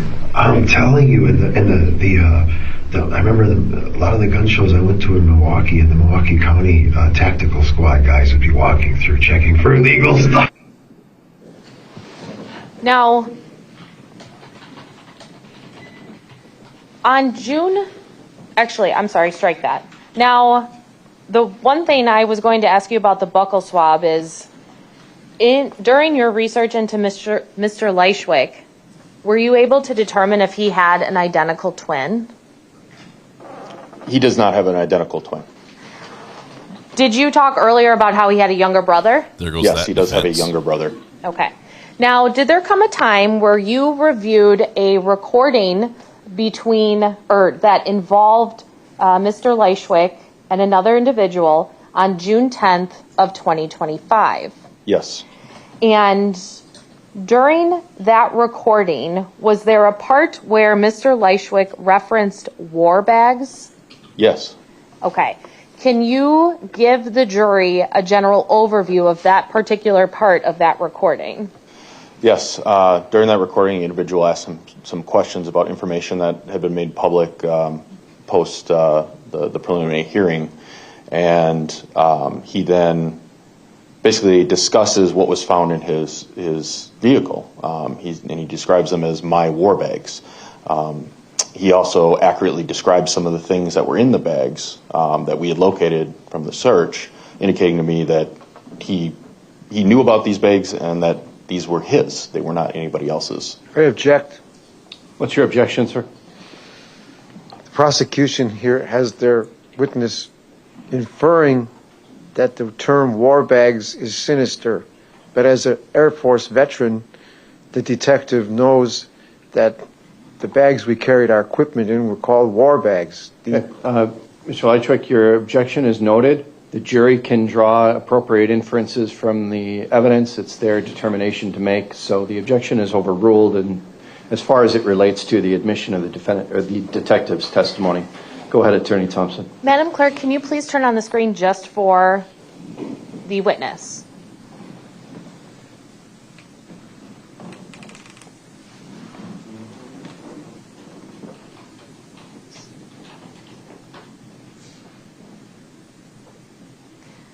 Detective Stern, up on the screen in front of you momentarily will be State's Exhibit 213. Do you see that exhibit? Yes. And is this the recording that you listened to from June 10th of 2025 involving Mr. Lychwick? Yes.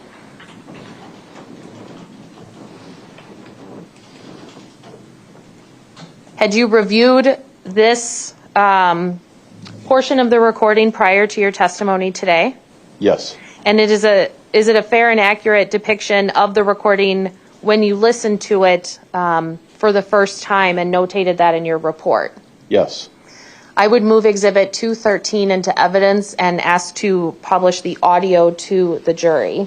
Any objection to the admission of 213, Mr. I Lychwick? object.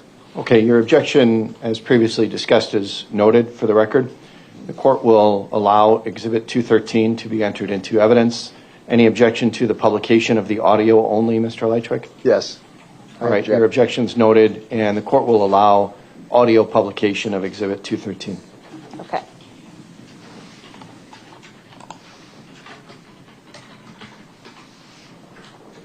I am starting at 24 minutes and 37 seconds.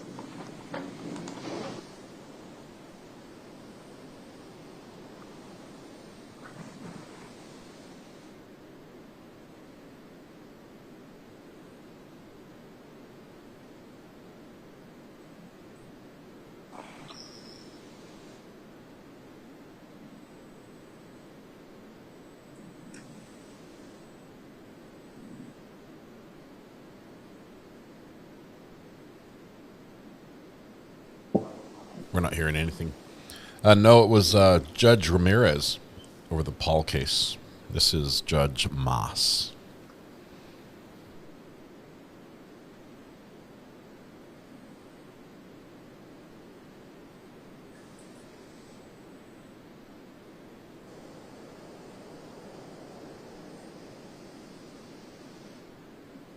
Brandy Churchwell already has a really great short video out. If you watch on her channel, just Brandy Churchwell on YouTube, about the Adam Montgomery conviction overturning and what it means and what wasn't overturned and everything else.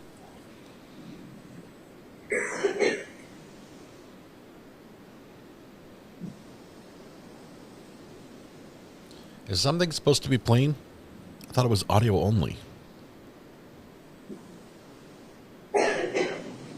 Hello? Pausing at 26 minutes and 6 seconds. Detective Stern, is that the conversation that you heard when you first listened to this recording? Yes. Now, if we move on then to Everyone heard it but us.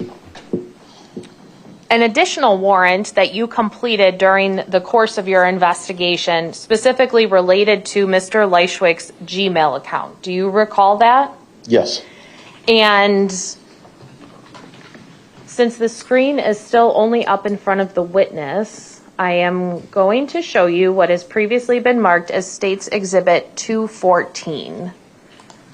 This is a 12-page document, and as I scroll through, please follow along with me.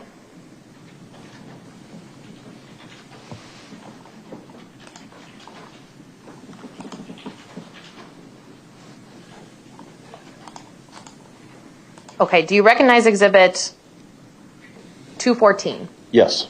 And generally, what does Exhibit 214 contain? 214 contains examples of search terms and visited websites that I received from Google in response to the search warrant that I submitted to them for this case. And how did you determine what Mr. Lychwick's Gmail account was? The Conrad Lychwick at gmail.com, as previously discussed, was discovered being used in his phone. After that was forensically downloaded and examined. And when you reviewed those records, do you recall the time frame in which you received the records from Google? Yes, I requested and was approved by the judge for January 1st of 2024 until, I believe it was December 6th, the time of his arrest. Okay. Did you go through those Google returns? Thoroughly. And do you know about how many pages there were?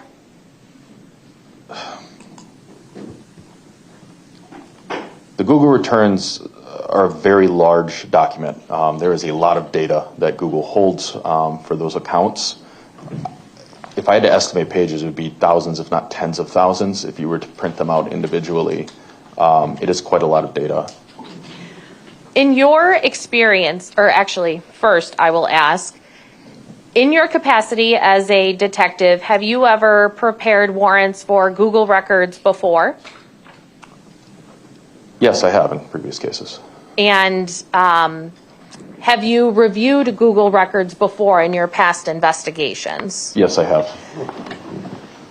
Based on that experience, are you aware of whether Google or providers of that nature keep things in their records that may not necessarily be maintained on an individual's phone? Yes, based on my training experience, data that's held on the phone. If you write to the company that owns that account, they will likely have or can have more information than what's actually still contained on the physical phone. Is Exhibit 214 a document you prepared in anticipation of your testimony in this case? Yes, it is. And does it contain any searches or items that you determined were of significance in the investigation into Mr. Lychwick? Yes, it does. And are these, how did you prepare this document? I prepared this document by physically going into the Google returns, specifically the search history portion that was provided to me by them. And then I basically created screenshots of the searches that we found that were likely related to this investigation. Now, did these records come from Google in UTC form? Yes, they do. It's standard that these companies will put the timestamps in UTC. Therefore, it's on us to convert them to the proper time zone.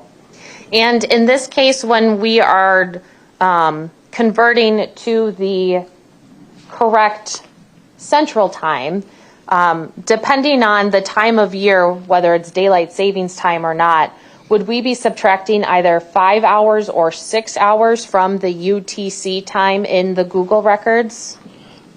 Correct. Based on whether daylight saving time is in effect or not, based on those dates, it would either be minus 5 hours from UTC as Central Time or minus 6 hours from UTC as Central Time. Okay. I would move Exhibit 214 into evidence and ask to publish to the jury.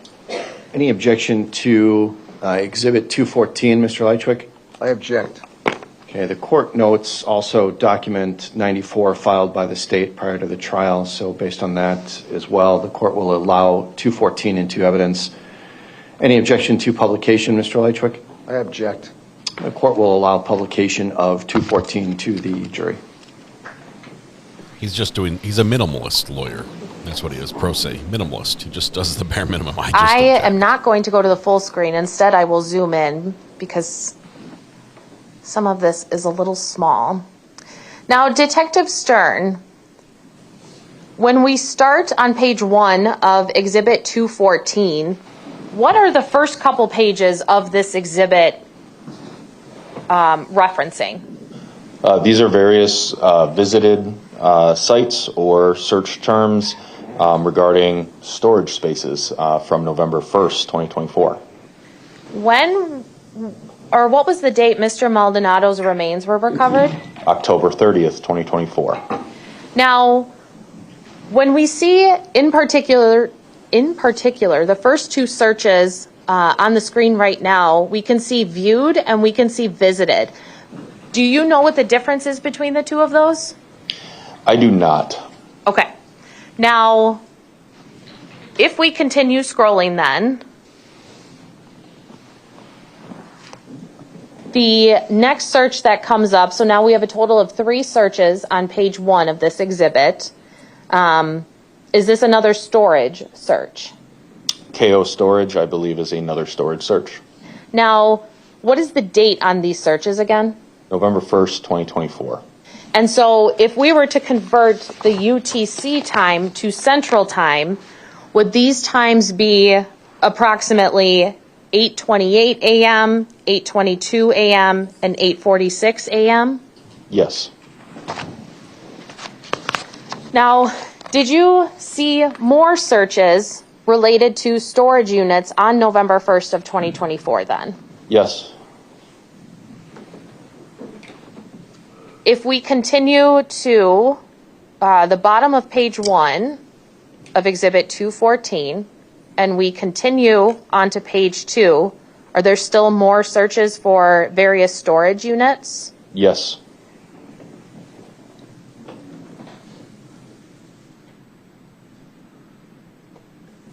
Okay, now continuing on to page 3, are we still seeing searches for storage units on November 1st of 2024?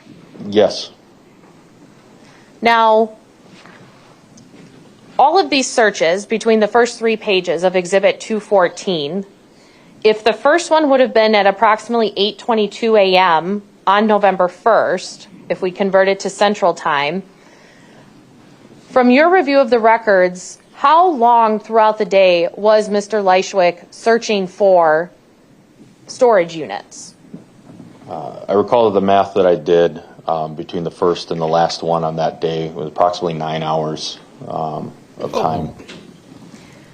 I've spent less time in my entire life when you were reviewing these Google records going back to January of 2024 until November 1st of 2024, did you ever see any searches related to storage units on Mr. Lychwick's Gmail returns? No, from January 1st of 2024 until November 1st, there were no other searches regarding storage units.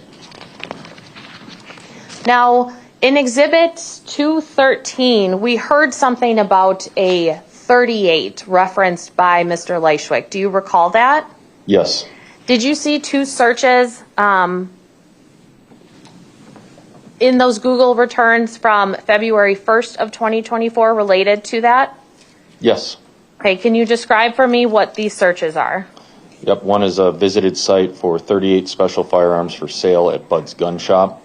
And then another was a searched for 38 cal revolvers available today.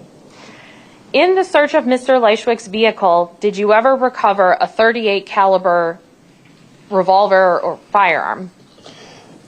During the search of that vehicle, no .38 caliber.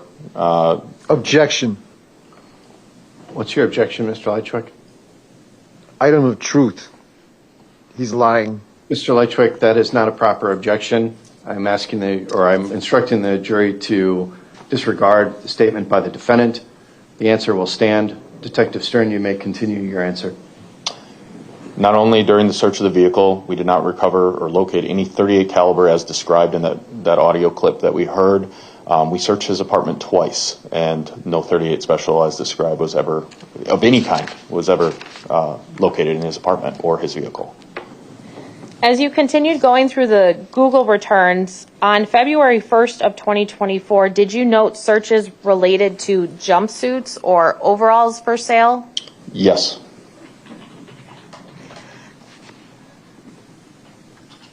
When we consider what is included in Exhibit 214 later on, did these particular searches become relevant to you in connecting to some of the later searches? In terms of the searches from the Google return? Yes. Yes, they become relevant. Okay. Now, if we continue then, were there searches on these Google records for carcass disposal? There were viewed websites. I did not locate any search term that led him to there, but he was at, or this account was using or viewing websites regarding carcass disposal and disposal of spoiled food. This search that we have in front of us on page 4 of Exhibit 214, what is searched for? On April 21st, 2024, there is a search for map of landfills in Wisconsin. Is there a search that happens approximately a half hour after the map of landfills search? I don't know if it's a search or if it's a viewed site. That's right here is the visited. So it was not a search, but a visited a website where the article was entitled Carcass Movement, Processing, and Disposal. It was from the Wisconsin DNR website. Okay, and thank you for correcting me on that term. So when you receive these Google returns and you see visited, are you able to click on the link to take you to the article? Yes. And did you, in your review and preparation of Exhibit 214, go to that article and include screenshots of it in Exhibit 214? Yes, the following screenshots are from that link that we see as the visited. And April 21st of 2024, how many days is that after Mr. Maldonado was murdered? Approximately 7 days. And when we consider the date of this search in reference to the trail cam footage from May 2nd of 2024, how many days in between that are there? Approximately 10 days prior to the videos from May the 2nd. Now, if we continue scrolling on page 5 now of Exhibit 214, is this the article that we saw was visited regarding carcass movement? Yes. And can you describe for the jury then what information is contained in this article? Yeah, this article is talking about CWD, or I believe it's chronic wasting disease, with deer, moose, elk. And then it notes some sites where there are sample and disposal locations. If someone was to suspect that the animal they may have harvested might have CWD. I object. What's your objection? These inferences are unfounded, unproven connections with this case. Okay, as far as it relates to relevance, the court will overrule the objection on relevance grounds. And as for inferences, Mr. Lychwick, it is up to the jury to determine the proper inference to be drawn from the evidence introduced. So the court will allow the testimony to stand. Attorney Thompson? As we continue through Exhibit 214, does the article continue that you have screenshots here? Yes. Okay. Now, what are we seeing on page 6 of Exhibit 214? So this is the Wisconsin DNR's suggestion for how to dispose of a carcass. They're speaking about deer and harvested animals. However, I noted that their opinion was that carcass waste should be disposed of so that it ends up in a landfill. There were some other notable: dispose of your deer carcass waste in a landfill, transfer station, municipality curbside pickup. Bury the deer carcass. That was another suggestion by the DNR on how to handle it. When we come to the recommendations for hunters section, are there 3 suggestions by the DNR on how to dispose of the deer waste or the carcass? Yes. And are they listed in order of effectiveness? Per the DNR. Per the DNR, the article indicates the following options are listed in order of effectiveness. Okay, what are the 3 options? Dispose of your deer carcass waste in a landfill, bury the deer carcass waste, or return it to the location of the harvest. As we continue then onto page 7, what did you note about the suggestion in this article about moving a carcass? The safest option for disposal is to ensure the waste ends up in a landfill. In your review of these records, was there any suggestion about using opaque or black bags? You don't see it on this article that there's another article that recovers this, but under the processing your deer, there's the standard direct common sense for hunters or anybody that's handling a carcass to wear rubber gloves and minimize contact and all that. As objection. Your objection? The defendant was asked whether the color of the bags was important in this article, and he hasn't substantiated that. Okay. His explanation. So the objection is essentially non-responsive. Non-responsive. The witness did answer the question and clarified that it was another article that dealt with that, so I'll allow the witness's answer to stand. Again, the jury can infer inferences. As we continue through and finish the DNR article, He meant witness. at the bottom of page 7 of Exhibit 214, is there a notation for another website that is visited? Yes, it was another article. This one is from the USDA. How can I dispose of spoiled food safely? And what is the date of that search? This is also at April 21st, 2024. Were you able to then place or follow that link and have a screenshot of what the user would have seen if they had followed that link? Yes, that link is depicted in the screenshot below the visited annotation. And what, if anything, did you observe that was relevant to the investigation into Mr. Lychwick?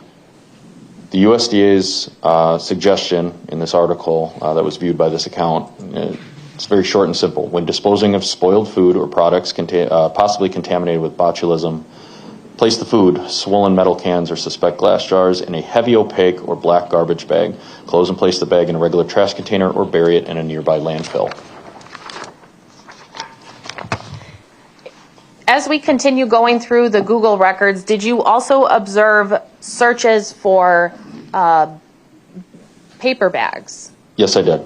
Okay, and are those denoted here at the top of page 8, both on April 21st of 2024 and April 22nd of 24? Yes. Now, we have heard some information from the Operation Starling note, which I believe was Exhibit 147, about Minnesota. Do you recall that part of the note? Yes. And as you go through these Google returns, did you see searches or visits or viewings related to Minnesota? Yes. Okay. Now, February 12th of 2024, what is this search? Latest Minnesota missing persons. Then, as we continue, is there a search from Actually, sorry, strike that. On page 8 of Exhibit 214, in the two searches closest to the bottom of the screen, what are these searches? There are two searched terms here. Can stress cause the tongue to swell up? Both of them are the similar search, yes. Okay. Now, right now, this date is April 16th of 2024 at 4:40 and 25 seconds a.m. in UTC. Is that correct? That's correct. So if we go back 5 hours, would Central Time actually be April 15th of 2024 at 11:40 and 25 seconds p.m.? Yes. What is the significance of that then related to Mr. Maldonado? It's approximately 24 hours after he would have been killed.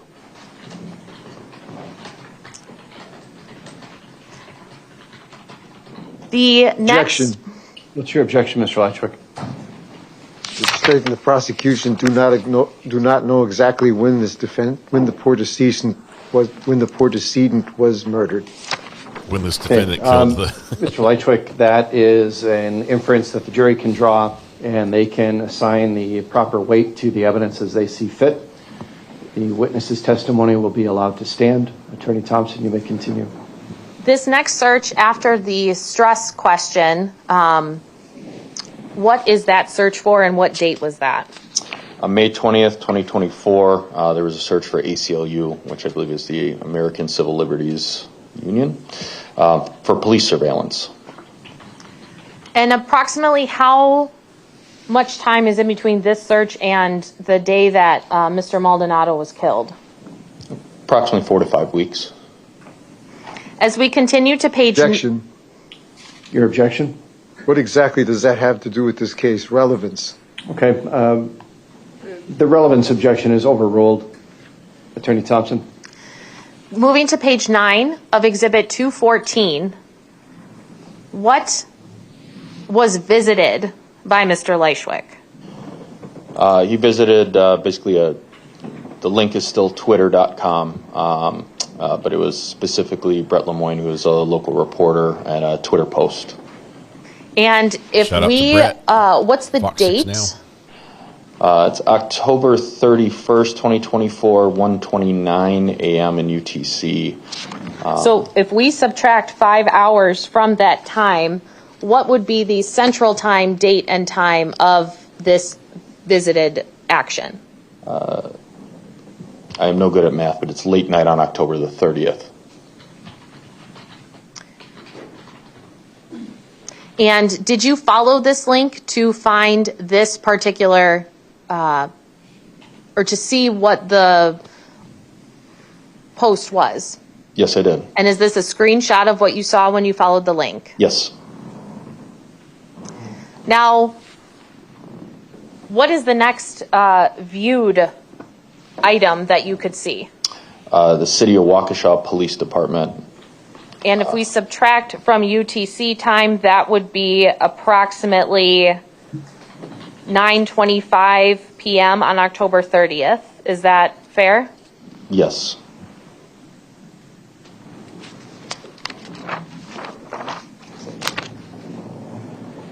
Now, Objection, Your Honor. What's your objection? At this point, I think everybody in Waukesha was looking up that site to see what was going on there, including my other neighbors. Mr. Lychwick, that's not an objection that would prevent the testimony from coming into the record. You can argue that inference, but it's not an objection to prevent the testimony. The testimony stands. Attorney Thompson, you may continue. The section that is on top of page 10 of Exhibit 214, the first box, if you could read that for us, please. Sure. November 25th of 2024, 3:43 a.m. in UTC. Search for Waukesha News for November shooting. And first, if we convert that to Central Time, would that then be November 24th at 10:43 p.m.? Yes. Okay. Now, in the context of this investigation and that timeline in Exhibit 164 we were looking at, what happened shortly after on November 26th of 2024? On November 26th, we executed the first search warrant at Mr. Lychwick's apartment. Okay. Oh, I'm sorry. Go ahead. Now, this is specifically a search that we can see. Is that correct? Correct. Okay. Now, on November 24th, Mr. Lychwick searches for Waukesha News for November shooting. At this point in your investigation, had the fact that Mr. Maldonado been shot been released to the public? As of November 24th, no, it had not. Objection. What's your objection? This has nothing to do with the homicide investigation ongoing at 1512 North Street. Mr. Lychwick, your objection on relevance is overruled. The testimony will stand. Attorney Thompson, you can continue. The next box that we see here on page 10 of Exhibit 214, what was visited? It was a news article entitled "Officers Find Body Wrapped in Tarp Near Frame Park in Waukesha." And again, in converting this, would that have been November 24th of 2024 at approximately 10:53 p.m.? Yes. Did you then follow this link to the article that was visited? Yes. Okay. In looking at this particular article, can you see when the original posted date was? Yes, October 31st, 2024. Okay. And now Mr. Lychwick is searching for this on November 24th of 2024. Is that correct? Correct.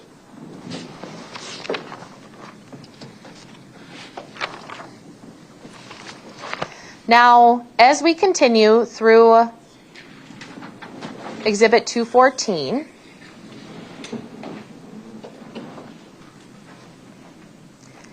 did you then see at the bottom of page 11 any search terms from January 9th and 12th of 2024 that had relevance to you? Yes, the weather in Sturgeon Lake, Minnesota. Objection. Your objection, Mr. Lychwick? What does that have to do with this case? That's my private life. Mr. Lychwick, that objection on relevance grounds is overruled. The jury can draw its own inferences from the testimony. Testimony stands. Attorney Thompson? As we continue through the last page of Exhibit 214, are there additional searches related to an individual listed on the Operation Starling note? Yes, searches for Raven Tanya Frederick with other various qualifiers behind them. When we reviewed, and let me know if you'd like to see Exhibit 147, but when we looked at Exhibit 147, do you recall seeing anything related to obstacles or potential obstacles to that operation? Yes. Was there anything related to getting in and out of different states? Yes, there's. If you gave it to me, I'd be able to read it verbatim. Otherwise, I could summarize. May I have permission to approach? You may.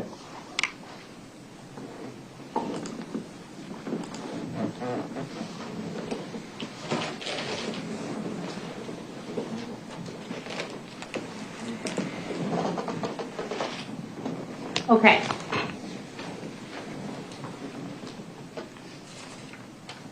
Detective Stern, I've given you State's Exhibit 147, and I'll give you an opportunity to review that. I have it. Okay. Is there anything in there about getting in and out of certain states undetected? Yes. Right here, obstacles to operation. It is secrecy and entering and movement in and around Minnesota without leaving a footprint. The last search on page 12 of Exhibit 2. Yeah. Are you objecting to that answer or this question? The answer and the question. Okay, I'll take your objection to the answer. I haven't heard the question yet, but what's your objection to the answer? The objection is that, quite simply, Mr. Lychwick, again, without testifying, give me your legal basis for the objection. I simply did not search for anything like that. Mr. Lychwick, without testifying, give me your legal basis. Now I'm getting lack angry. of connection to the case, lack of proof that this is connected to the case, that I actually looked up something like that? Okay. Did they see me look that up? That's a relevance objection. Your objection, like all of your other relevance objections, are overruled at this time. The jury can draw its own inferences from the testimony and determine the weight, if any, to give to this testimony. The answer will stand. I will hear the next question in its entirety. If you have an objection to the question, you may voice it at that time. Attorney Thompson? What is the last searched for item on page 12 of Exhibit 214? March 3rd, 2024, 6:51 a.m. UTC. Are there license plate readers at the Minnesota-Wisconsin border? What is a license plate reader? That would be a camera that would capture a license plate.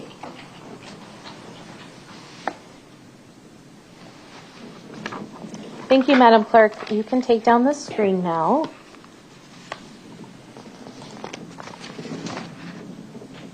I do not have any other questions for this witness. All right. Mr. Lychwick, cross-examination. See if we can make it in a question. Detective Stern, you have maintained that you became suspicious of me because you stated that the victim's name was not on your search warrant, your first search warrant that you furnished me with on the 26th of November, 2024, and that I blurted out the victim's name while reading the search warrant. Is that correct? I first became suspicious of you when you were identified in the May 2nd videos. However, I understand, I know what topic you're speaking of, yes. But yet I have here a copy of the search warrant that was given to me in discovery, and the original copy of the search warrant is still in my apartment. And it states in there clearly. Well, hang on. I don't want you to testify. If you have a copy of the search warrant, you can show it to the witness. My bailiff can have it delivered to the witness. The state will be able to see it first. Bailiff or state. He's sort of attached. Attorney Thompson, are you going to have any further exhibits after 220A? No. Then this will be marked as 221. Okay. There's a search warrant. Lots of pages. He testified that the name was not in the search warrant. If the name is in the search warrant, that goes to the credibility of the witness. I refer the witness to look at page 2. Well, he has to have the document first. Yes, Mr. Lychwick, we're going to mark this as Exhibit 221. Okay. I'll have the bailiff show it to Attorney Thompson. This is the final page of it. This is the final page of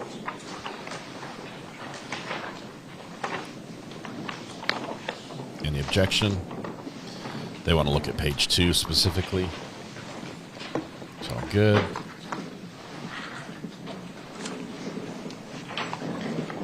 Bailiff delivery. On page 2, Detective Stern, I believe paragraph 2, what does it read? Carlos Maldonado's name is on this document. That's correct, isn't it? Isn't it, Detective? Yet you maintain in your official reports even, and led this jury in court to believe that the guilty man would only know the victim's name, and that you're inferring that I was guilty of this crime because I blurted out his name, and you're saying it wasn't on there. You were lying, Detective, weren't you? No, I was not lying. But you stated a fact that was not in evidence here, that was not real, that was not in reality. I did not testify to this during this trial. But you did maintain in your official reports that are being used in this trial that's why you became suspicious of me? No. Again, the suspicion arose from the May 2nd videos. There is an error in my report where I believed that the name was not in there based on the draft that I had written. Oh, now you're admitting that there was an error, but you don't bother to clarify that before now. I'm going to object first. He didn't even let the witness finish, and second, it's argumentative. Okay, it is argumentative. I'm going to allow the witness to finish answering the question that you posed. Detective Stern? When I wrote my report, I did note his use of the name. I believe that based on the draft that I had written, which did not include the name, that was accurate. His name is on this warrant that was presented to him. Okay, Mr. Lychwick, your next question.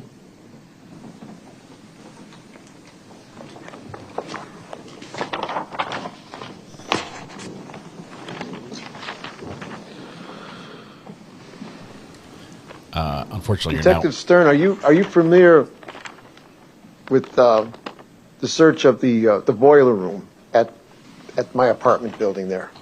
Yes. And you're aware then that the cadaver dog alerted to the boiler room, the interior of the boiler room? Yes. And are you aware that I had no access to the boiler room? I'm not aware one way or the other if you had access to the boiler room or not. You didn't bother to check that out, Detective?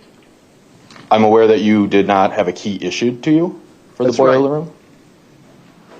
There was no way I could have gotten into the boiler. I've never been in the boiler room. Was my scent discovered in the boiler room? Okay, hang on. The jury will disregard the testimony of the defendant about whether or not he was in the boiler room. You have to ask questions. I think you were about to ask a question about whether or not your scent was detected in the boiler room. That's correct, Your Honor. Okay. Ask that question. Was my scent detected by the cadaver dog in the boiler room? My understanding of the cadaver, I'm not a canine handler. Specifically, you'd have to refer back to Ms. Gumman's testimony. The dog does not look for specific people's scents. In your opinion as a detective in this investigating this matter, the lead detective, did you ever suspect that I had any access to the boiler room? There were times when we were on the property where the boiler room was left wide open. So in theory, anyone who could get into the garage could get into the boiler room. But I am aware that he was not issued the key when it was supposed to be locked for the boiler room. Are you aware that the boiler room was almost always locked? I'm not aware because I will ask Mr. Hang on. You've asked a question. Let him answer. I'm not aware because I do not have 24/7 surveillance on the state of the boiler room if the door is left open or not. We noted when we were there several times throughout this investigation, sometimes it would be open with no one around. Well, I can prove then my point if I could summon the building's owner, Mr. Soper, to testify. Mr. Lychwick, you have to ask a question of this witness. Ask a question. Do not testify. Did you ever talk to Jeff Soper about the access to the boiler room and how often it's locked or left open? I personally did not talk to him about that. Did he ever mention anything to you about this? No, because I did not talk to him about that. Are you aware of your interviews and initial suspicion of the building's groundskeeper named Nathan Pauly? Yes. And are you aware that Mr. Pauly did have access to the boiler room? Yes.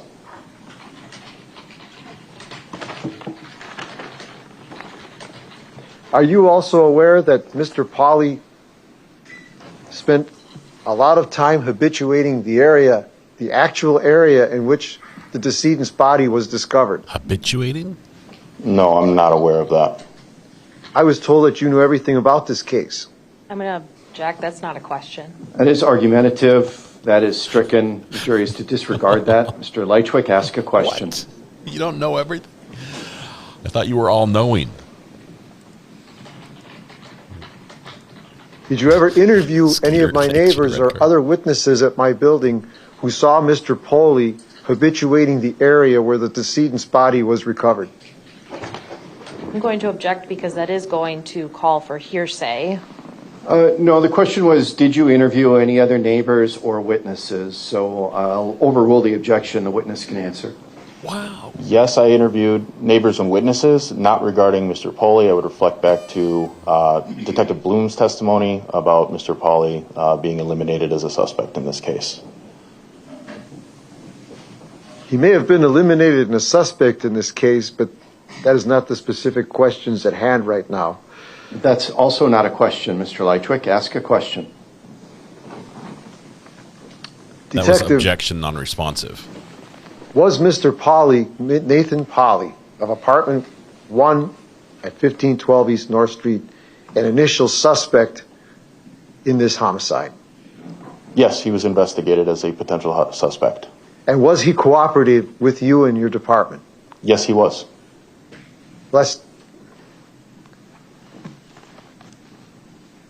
Your Honor, this contradicts... Mr. Lychwick, ask another question. Was Mr. Pauly ever uncooperative during your investigation of this matter? No, as Detective Bloom already testified, he provided consent for the search of his apartment, the download of his cell phone, a DNA sample, all sorts of things that helped us continue this investigation early on. He doesn't like those answers.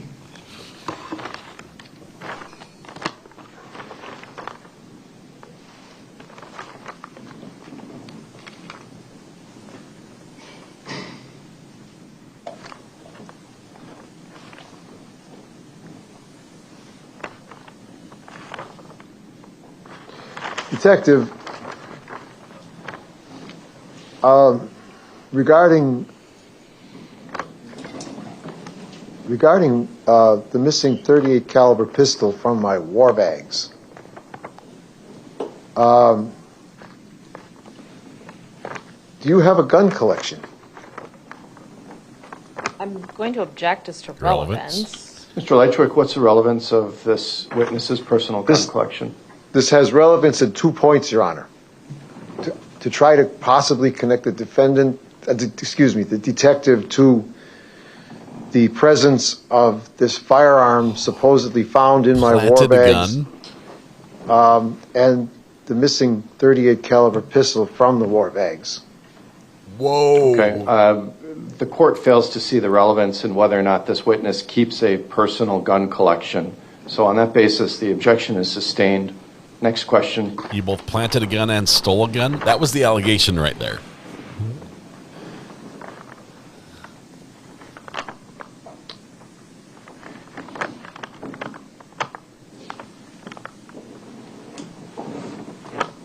Detective, in my attempts to retrieve my brand new cell phone that you confiscated from me and my other phone, especially before I had to purchase another phone, even though I had visited the station several times trying to get my phone back, you had initially promised me that you would return it right away and that the search of my phone would only take but a day. Is that not correct? That sounds familiar, yes. But yet you refused to return my phone. So you were being untruthful, weren't you? No, I was not. To provide context for why not is because if there was nothing on the phone, then yes, it could have been returned as soon as it was searched. However, evidential value items were found after the phone, and the best practice is to not only use the download that was created, that image by Detective Fine, but to keep the original phone if there was ever a question of whether that download did in fact come from that phone. So I could not return that phone after it was determined that it had evidential value. You still weren't telling me the truth, were you, Detective? I don't believe that's an accurate characterization. That the truth would have been to level with me and tell me what you were doing and to apologize for not returning the phone as you had promised. But you did not do that, did you? You were deliberately misleading me, weren't you? I was not deliberately misleading. Once again, I don't know what's on the phone at the time that it's seized. If there was nothing of evidentiary value, then yes, the phone would have been returned. However, evidential value was located, so we kept the phone. There was no intention to deceive Mr. Lychwick. But after,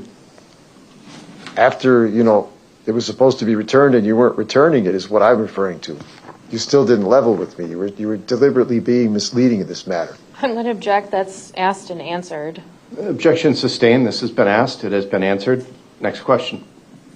Your Honor, I'm trying to establish the credibility, the integrity of this witness. The objection is sustained. Next question.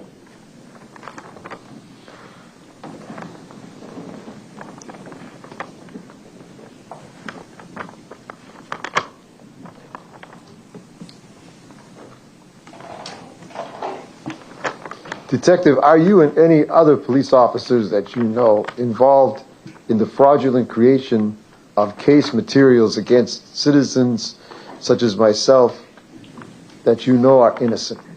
I'm going to object as to relevance, and quite frankly, it's argumentative too. Sustained on those grounds. It's argumentative. It's not relevant. Next question, Mr. Lychwick. Detective, are you at all fearful of being exposed for corrupt conduct in this case? I'm going to object. Same objection, same ruling. Mr. Lychwick, ask an appropriate question. I'm trying to, Your Honor. I really am. Next question.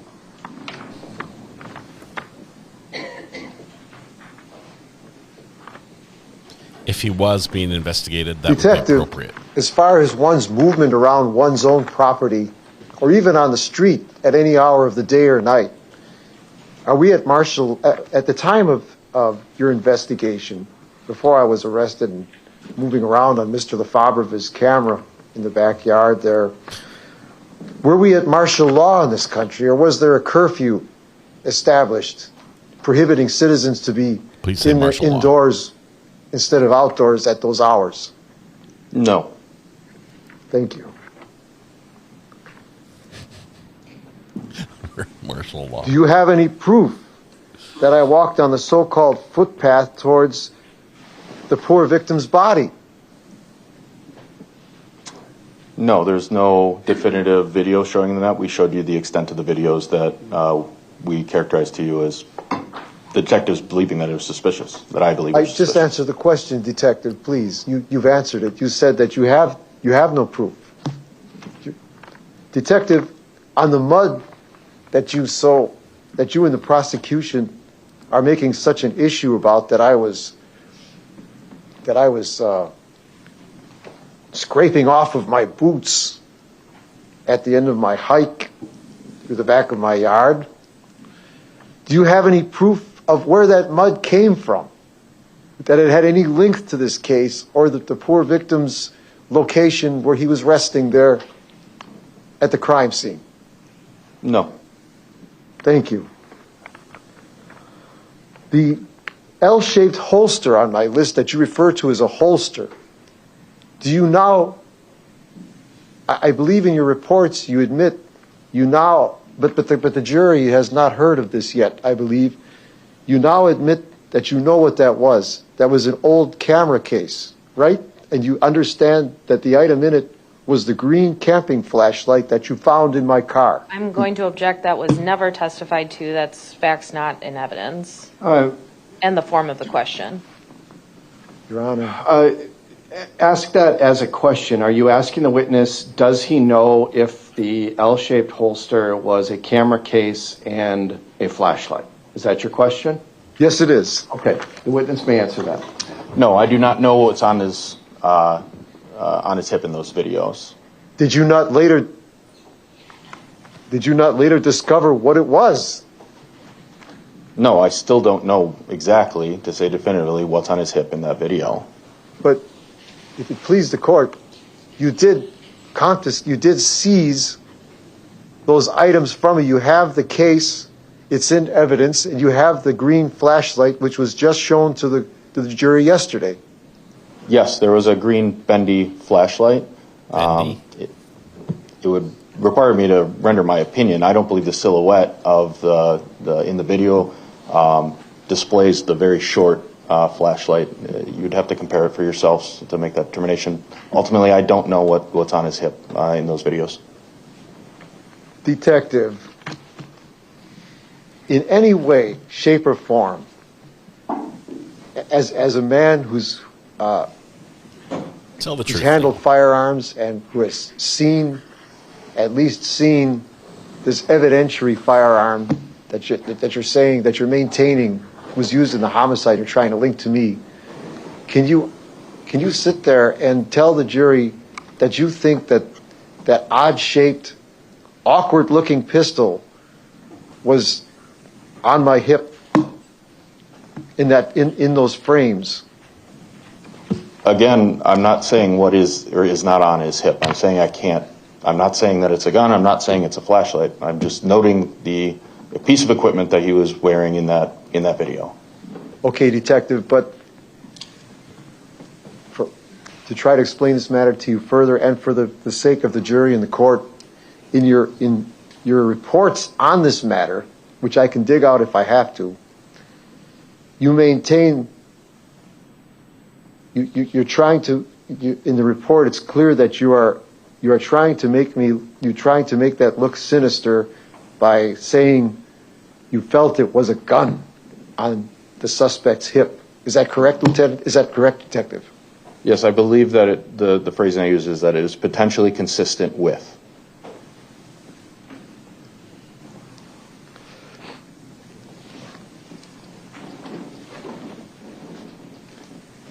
Detective, in your work and your report writing as a police officer, do you use the terms operations and staging area and so forth a lot?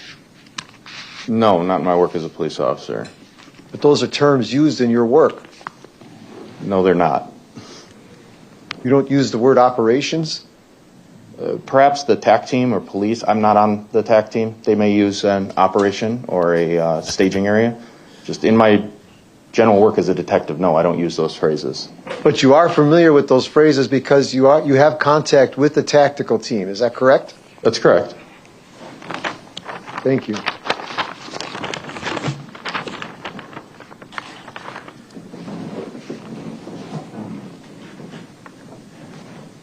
Detective, when you and Detective Smith, or Specialist Smith, I'm sorry, I can't remember his title at this time, when you were in the pole barn methodically searching my car, my 2022 Kia Forte, do you not admit that you don't know what the duct tape that was in there, like anybody may have, was used for? That it only resembles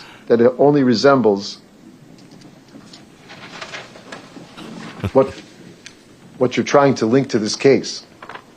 Can you rephrase that, please? Probably sure. Not. Do you admit that you do not know what the duct tape that you located in my car, which was, first of all, Lieutenant, a sub-question. Hang on. Okay. We got to ask really simple questions here. Okay. So ask a one-part question.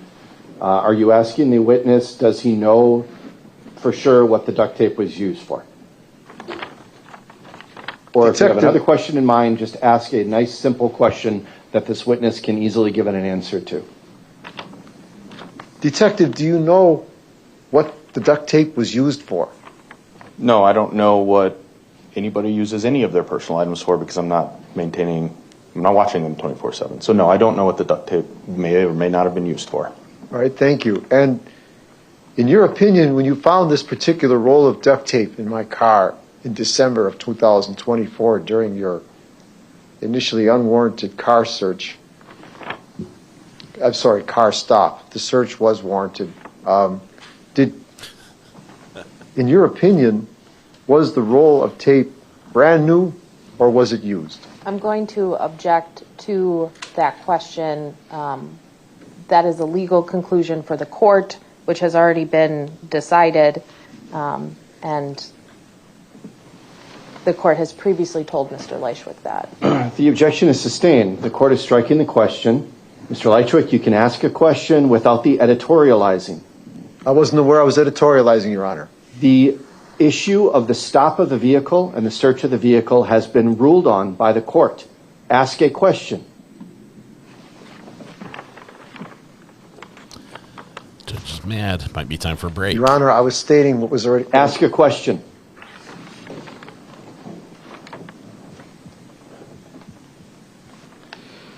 So, Detective, you bring up the fact that I had to purchase a new phone, which, for all what you know, I would have done anyway. It's a rough because start. The phone that you initially seized from me was an older phone, was it not? It was an older model of the Samsung series of cell phones, right, Lieutenant? Right, Detective? I know that it was a Samsung A12. I'm not familiar with where that falls in their model. I don't know if it's older or not. And then the second phone that you seized from me was my Samsung A15. Is that correct? I believe that's accurate, yes. And are you aware that the Samsung A15 is much better in performance than the Samsung A12? Samsung's like, we don't want any part of this. Not a sponsor. You know? I do not know, but I would make the assumption it is based on the newer model number.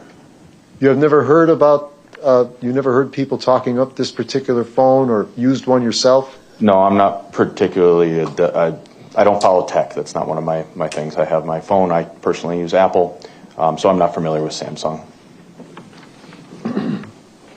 As far as my having to rent a new car when you were in possession of my car,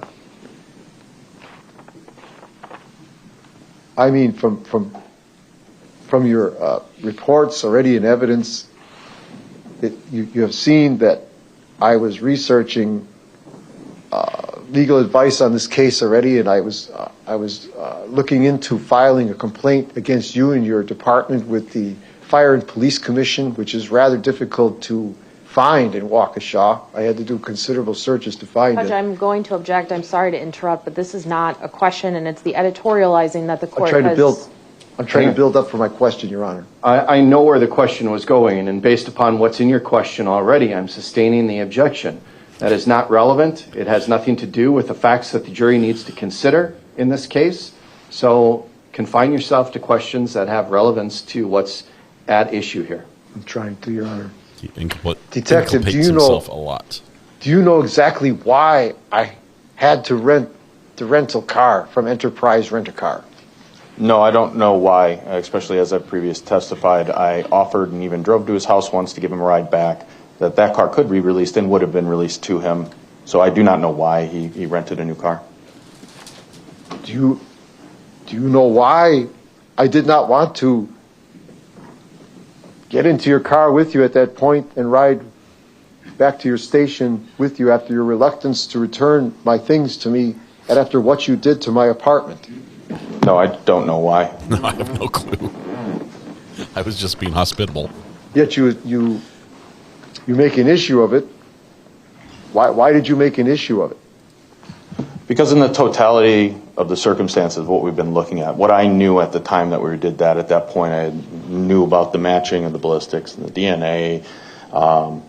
Basically, based on the totality, I'm noting it as a suspicious behavior. I found it to be a suspicious behavior. We were going to give him his car back. We made several attempts, and he didn't.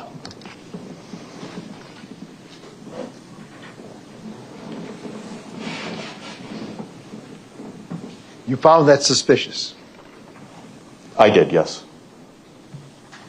That's a personal opinion. That's not any proven fact. That's correct. Thank you.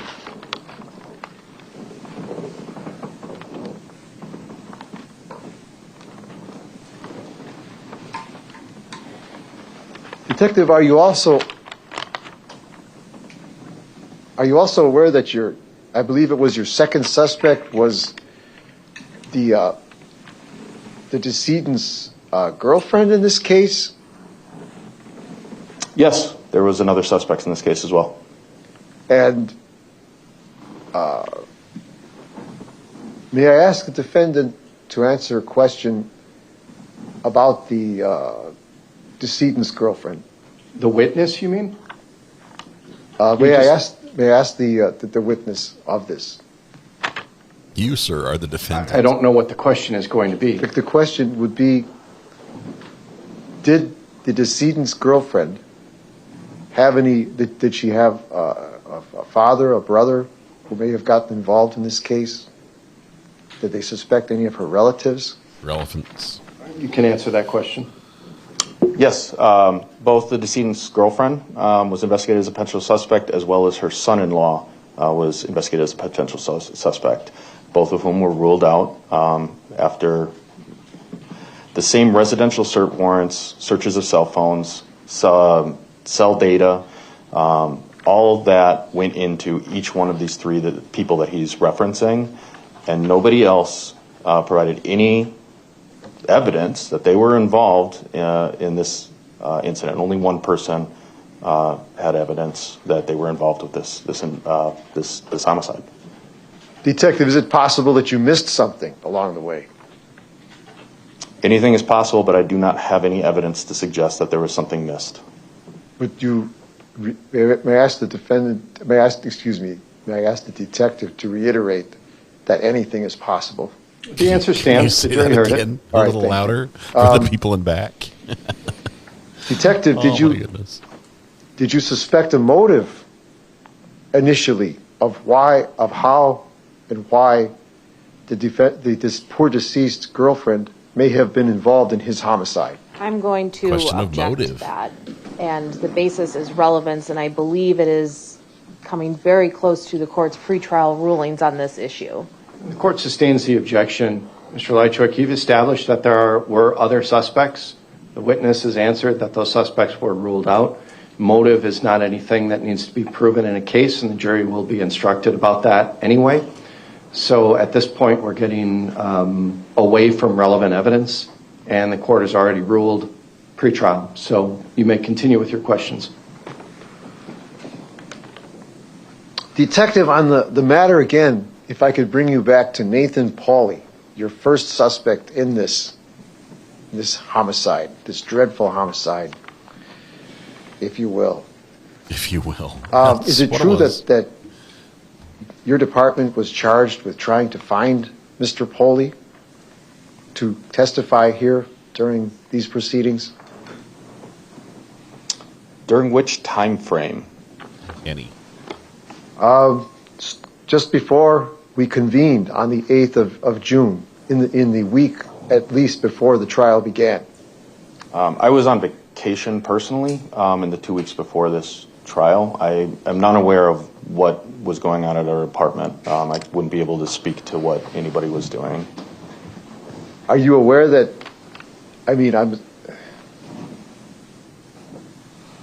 He probably knows a little bit. Are you at all aware of the fact that Mr. Pauly is missing? No, I don't believe that he's missing. You're not aware of that, Detective? No. Do you know where he is? Interesting. Karen, thank you very much for this. That's stricken. Mr. Lychwick, we don't need the editorial comments. That's struck. Again, Your Honor, I wasn't aware I was editorializing. I'm sorry. When you make comments after the witness's answer, that is editorializing. Ask your next question. I will try to keep that in mind.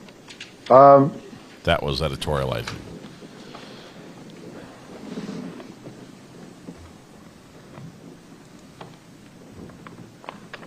He's home watching the show on YouTube. He's in chat. I'm here, guys. I'm here. It's Pauly. Have you ever heard the well-known saying that? Oh, this should be good. Cops collect guns. They're some of the biggest gun collectors around. You object to relevance? It's well known. What's the relevance? Well known. The relevance is to the suspicious appearance of these firearms in this case and the missing firearm in this case. Again, whether or not this witness collects guns or knows that police officers collect guns is irrelevant here. Ask your next question. Detective, when your thugs entered my apartment and destroyed... That's enough, Mr. Lychwick. Either ask appropriate legal questions or I'm going to stop your cross-examination. You can't say that. When your men entered my apartment and trashed Your Honor, and they destroyed my apartment. Mr. Lychwick, ask a question. When your men entered my apartment and destroyed my apartment, I have 5 pictures hanging on the living room wall, as you well know. Judge, I'm going to object. This is going to continue being the defendant testifying. Mr. Lychwick, what's the relevance of the pictures hanging on your wall? The relevance, I'm trying to establish the defendant's character and his integrity here. You are the defendant, Mr. Lychwick. I mean, I'm sorry, Your Honor. I am trying to establish the detective's waiting for that. integrity and his ethics here, his morality. If you have, excuse me, if you have an appropriate legal question to ask, you may ask that. But I don't see the relevance of pictures on your wall. The editorializing that the officers destroyed your apartment is improper. So ask a question. If you have a specific question about the search of your apartment. I do, Your Honor. Okay, then ask that question. Detective, I would like to know why members of your team chose to remove my picture of President John Fitzgerald Kennedy from the wall by my office area and throw it on the floor and smash it. I'm unaware of any damaged property. I don't know anything about that. You don't? I do not. He smashed his JFK picture. Do you know of any hostile feelings towards President Kennedy or what he stood for amongst your officers? I'm going to object as to relevance. Sustained. Next question.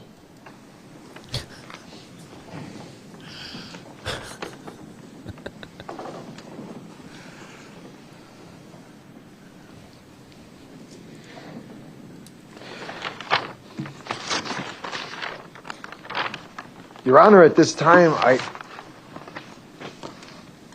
believe that's all I have for the witness. Okay, any redirect, Attorney Thompson? I do have one question. When we look at Exhibit 87, which is the top of the hill where Moxie's train final response was, are there any lights up there? No. What about the footpath area where Mr. Maldonado's body was found? I believe there's a light adjacent to the parking lot that would provide it there. That light might cast over there, but I don't know if I could say for certain if the light would cast over where the body was found or not. I don't have any further questions. Thank you. Mr. Lychwick, would you like Exhibit 221 moved into evidence? That is the search warrant that you showed to the detective? Yes, please, Your Honor. Any objection from the state? No. All right, Exhibit 221 will be received into evidence. Detective, you may step down. And Attorney Thompson? now, the state. I do not have any further witnesses. The state would rest subject to any rebuttal. State rests. All right, ladies and gentlemen, the state's initial case is concluded. That necessitates that we take a break. I anticipate that this might be about a 10-minute break, and then we might break early for lunch and come back after lunch. So for now, we'll take a short break, and I will call you back when we are ready. Again, because the state is rested does not mean that it's time to discuss the case. All right, security. I'm going to have to see a picture, maybe some body cam of the JFK photo. Court staff getting a little stretch in.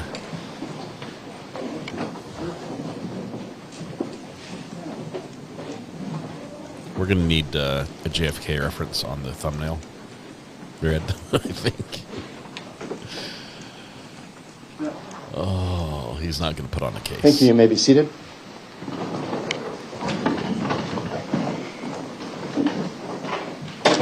We are outside the presence of the jury.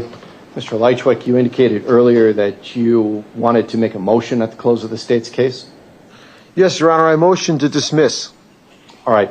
Do you want to present any further argument on that motion? I have evidence with me today that I would like entered as Defense Exhibit 1 and 2 concerning the Axon body camera chain of custody, which would indicate... Mr. Lychwick, let me just stop you, and I'll still hear from you. Sure. The motion to dismiss asks me to find that the state's case is insufficient as presented at this point. It doesn't have anything to do with any evidence that you would present or whether or not you testify. It's simply asking the court to decide, based only on the evidence and on the inference drawn most favorably to the state, that a jury could not come to the conclusion of guilt here. All right, so do you have any argument on that motion with that in mind? Yes, I do, Your Honor. Go ahead. The evidence against me here, as I have long established for months now, is tainted. This case should have been thrown out travesty 8 months ago at least, Your Honor. Travesty. All right. All of that has already been decided by the court and is irrelevant to the motion to dismiss. Nonetheless, the court considers the motion to dismiss, and as stated, the court draws all inferences in the light most favorable to the non-moving party, which is the state here.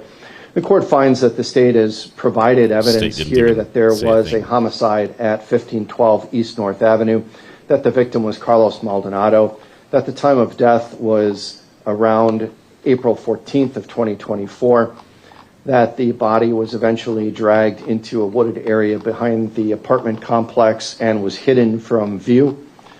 The state has also provided enough evidence to link the defendant to that homicide through items that were testified to, recovered from his car, his apartment, and certainly other evidence. There was medical information provided to establish the cause and manner of death, and the murder weapon being linked to the defendant.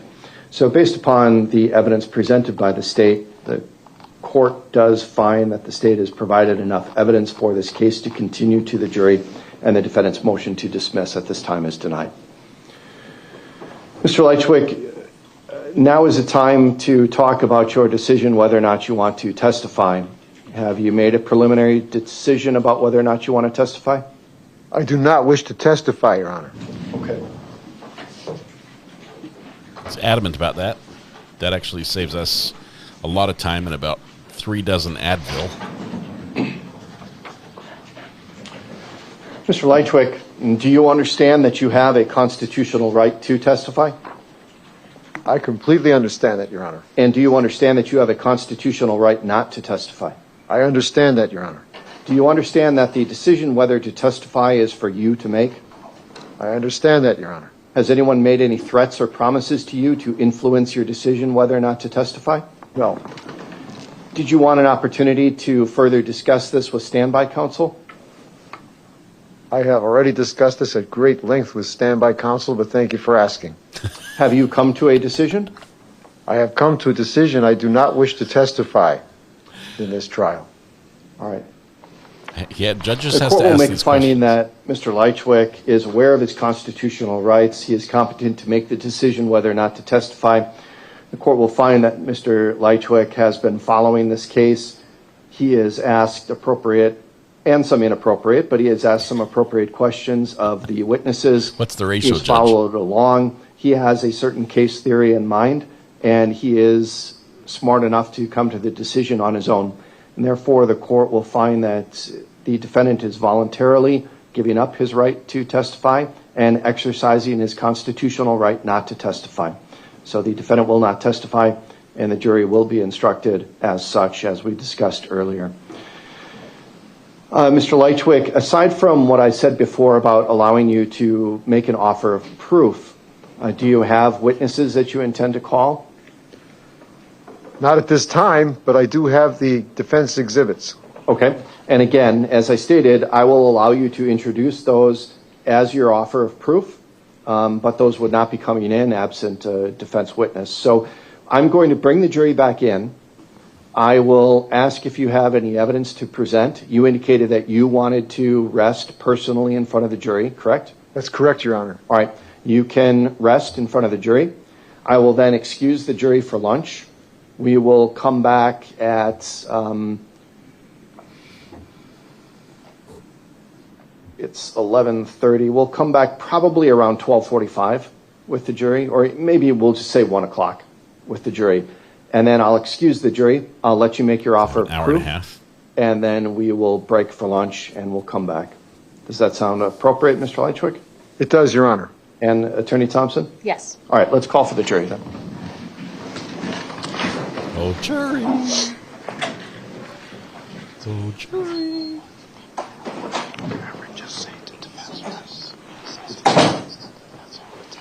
All right, so they're starting at 1. That's, for us, that's going to be 2. Offer closing.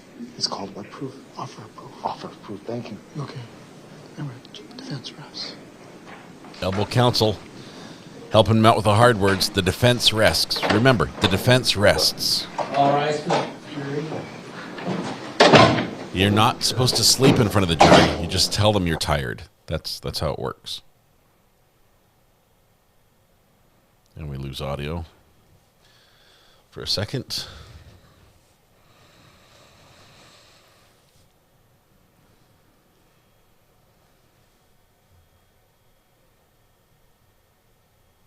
Whoa. There's our screenshot. We needed that look before. It's like, oh, there are people behind me.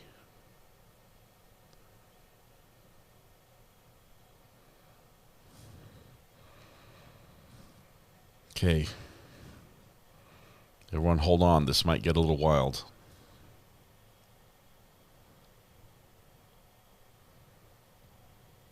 The defense strenuously rests. Sternly rests. What are the other words he used?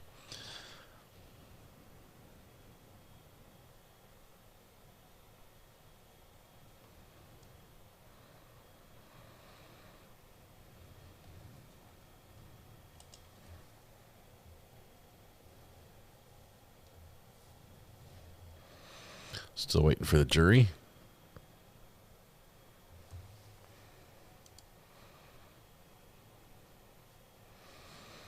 I'm waiting for Alaska to come online for Top Mark Media. That's going to start in just mere moments. All rise for the jury.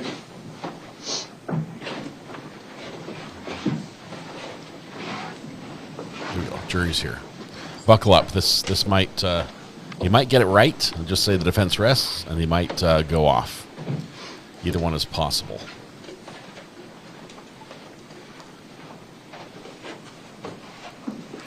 Elbow counsel has given him the key words. The defense rests.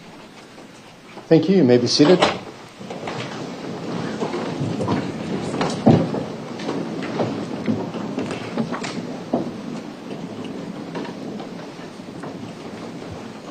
Mr. Lychwick, at this time, does the defense wish to present any evidence? The defense rests, Your Honor. Okay. Ladies and gentlemen, at Well this done. point, the evidence in the case is concluded. You still have to be instructed and you still have to hear closing arguments before you may start your deliberations. Given the timing right now, the fact that it's 11:30, this is a good time to break for lunch. So we are going to break for lunch. We're going to break until 1 p.m. That gives you enough time to get lunch, take a break, for the parties to prepare for closing arguments as well. When you come back from lunch, you will be given the final instructions and hear closing arguments from the parties. So we will see you back at 1. Please do not discuss this case until you come back. All right, jury.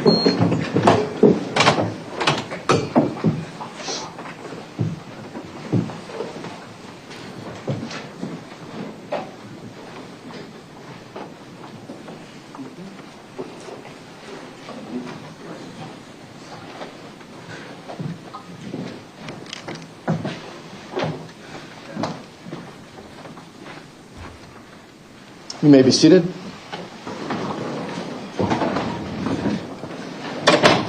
We are outside the presence of the jury. Mr. Lychwick, I'll allow you to make your offer of proof. Had you had an expert witness, what do you believe the evidence would have shown?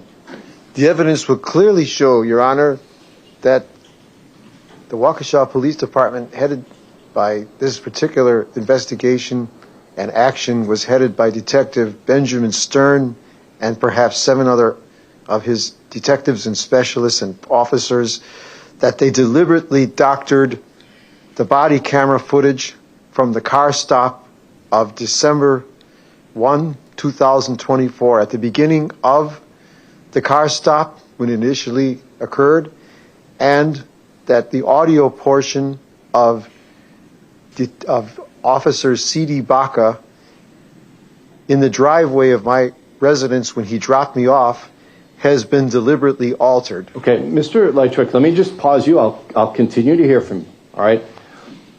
For an offer of proof to have any value on appeal, it has to be evidence-based. So what I'm asking you is, what are the facts, not the conclusions, not the argument, not your inferences, but what are the facts that you think an expert witness would have been able to show for you, and what are the exhibits that you want to introduce?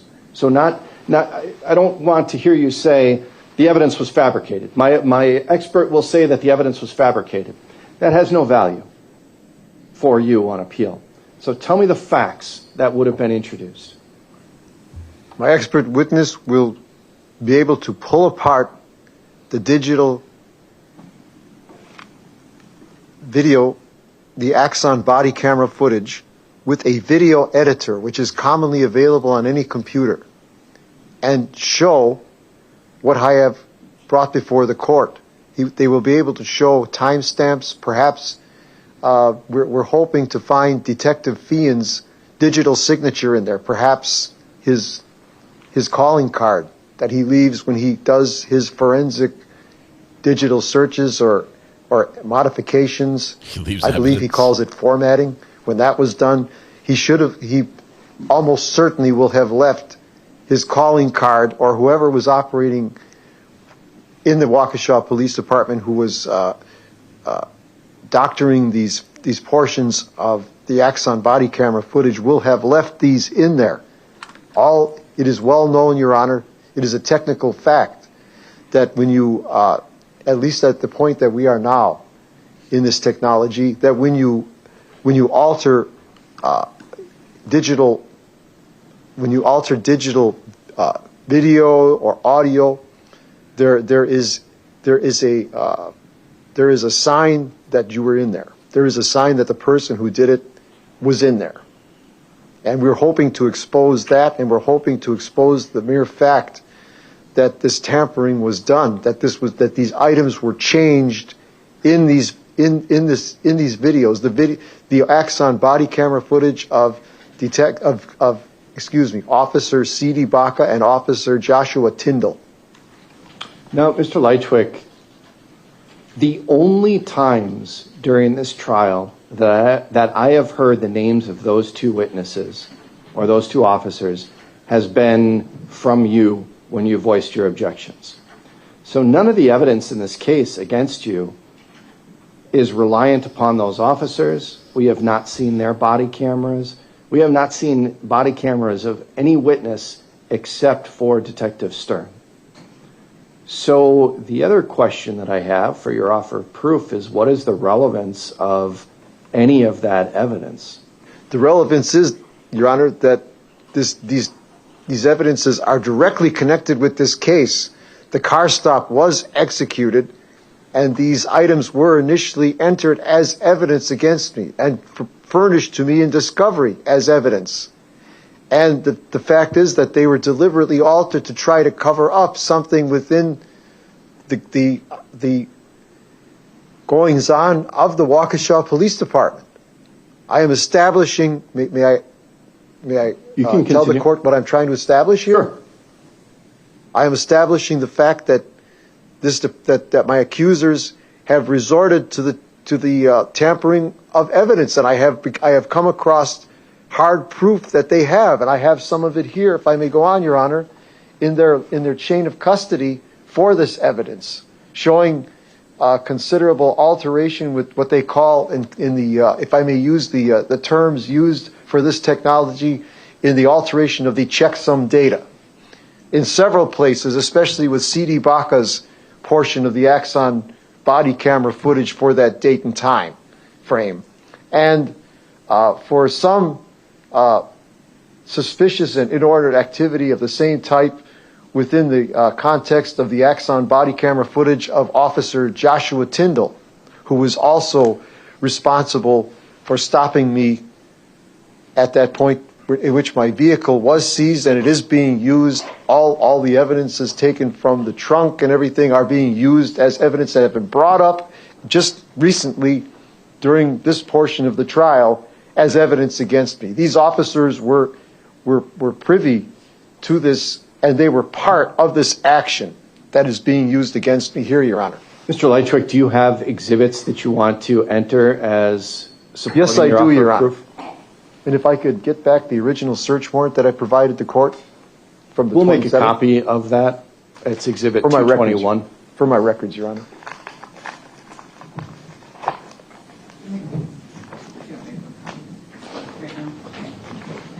You don't get to get the court record back. You can get a copy of what's in the court record now, but it stays there. What I'll do, Mr. Lychwick, is I'll take those exhibits that you would have entered and mark them. Are there two of them? Yes, there are, Your Honor. Okay, I'll mark them as, we'll say 250 and 251. Let me just make a note of that, Your Honor. Would this be considered a defense exhibit then, or just an exhibit? The way we do the numbering doesn't differentiate between state witness and defense, or excuse me, state evidence and defense evidence. It's just sequential ordering, but I'm skipping ahead to 250 just to set these two apart. The last number in sequence was 221, which was your exhibit. But again, it's not labeled as a defense exhibit. It's just exhibit 221.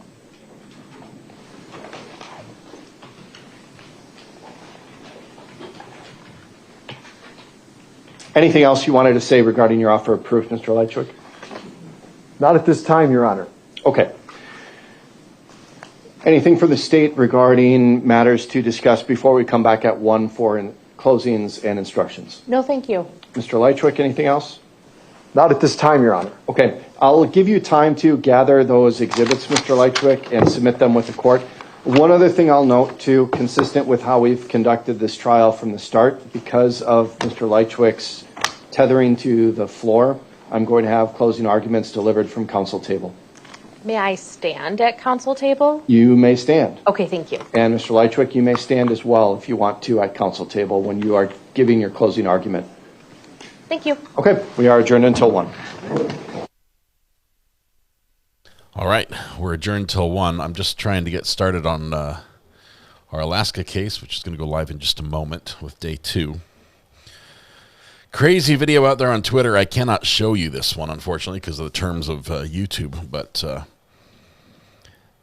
Pasadena, California, in what's described as a horseplay incident.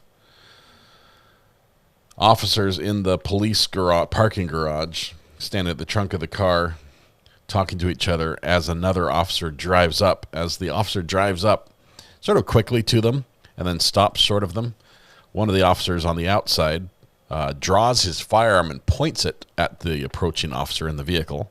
He then reholsters his weapon. And a couple seconds later, the officer in the vehicle drew a weapon and shot the officer in the shoulder. As they were playing some sort of standoff game. He recovered. Yeah. But Pasadena police have a little egg on their face from that one. That's those are playing some stupid games right there, winning some stupid prizes. All right, we're in a holding pattern till this afternoon. I've got the new thumbnail up for the afternoon session. Kim is already the winner over there. Let me go ahead and build the portal to get us over safely. It's like a crosswalk. There we go. Portal's created. All right. You got about an hour and 15 minutes for lunch today. Crazy. Today's just nuts. Between Adam Montgomery, the reversal on his conviction, and it's just for murder. Before everyone gets really upset, he's still serving a lot of time for the things he pled guilty for. Remember how he pled he changed his plea on most of the charges right before the murder trial? Then he was convicted of murder. So the murder conviction was the part that's overturned. The rest of it still stands. So he's not getting out. He's not going anywhere. He will be retried for that one. And I believe, personally, that he'll probably be convicted again.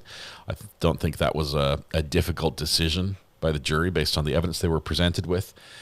And but the problem, the reason they overturned that was an error. It was not fair to him to have two charges, assault and murder, sort of joined together in that trial. And so he did not get a fair trial according to the appellate judge or the court that reviewed his appeal. So, Top Mark Media, our other channel, is airing a clean feed of the Alaska case as soon as it pops up. We're actually sort of waiting, like this is where we are. We're waiting for them to pull up the video right now. The Alaska has the court up there, 3rd District, has granted us permission to use the court feed, which typically has a big "Do Not Record" logo on it. But we filed all our paperwork appropriately, and we have that in place. So we are restreaming the clean feed of that with the Top Mark Media logo,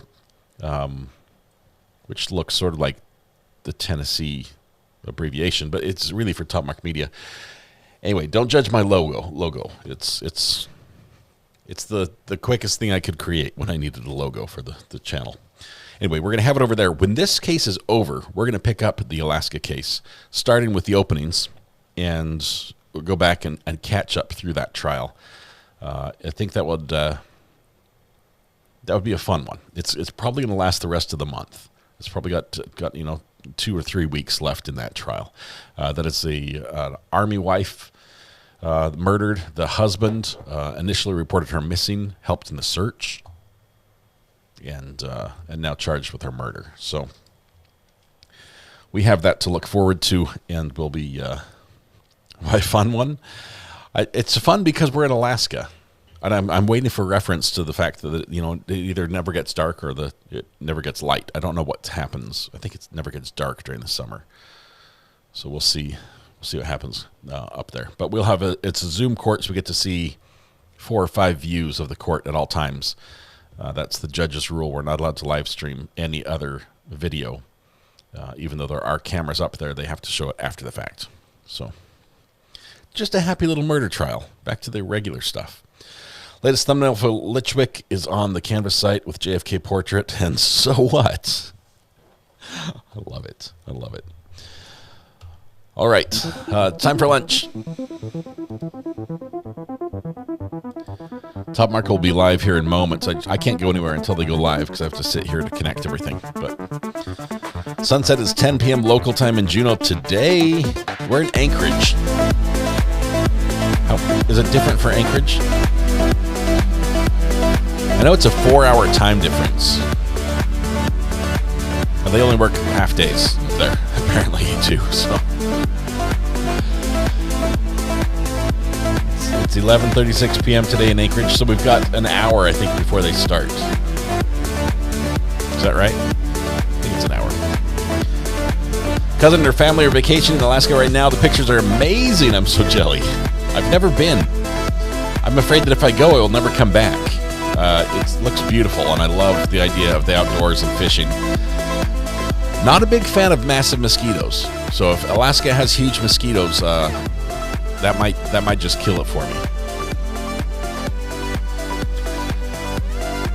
All right, y'all. Tonight, when you go home, please hug the people you love, smile at someone, make their day just a little bit better, and please stay safe. We go live again at 1:55 Eastern time, as we pick up with the closing arguments in the Lychwick case in Wisconsin. It's been a crazy one, and he's finally going to be ungagged, right? He gets to make his argument.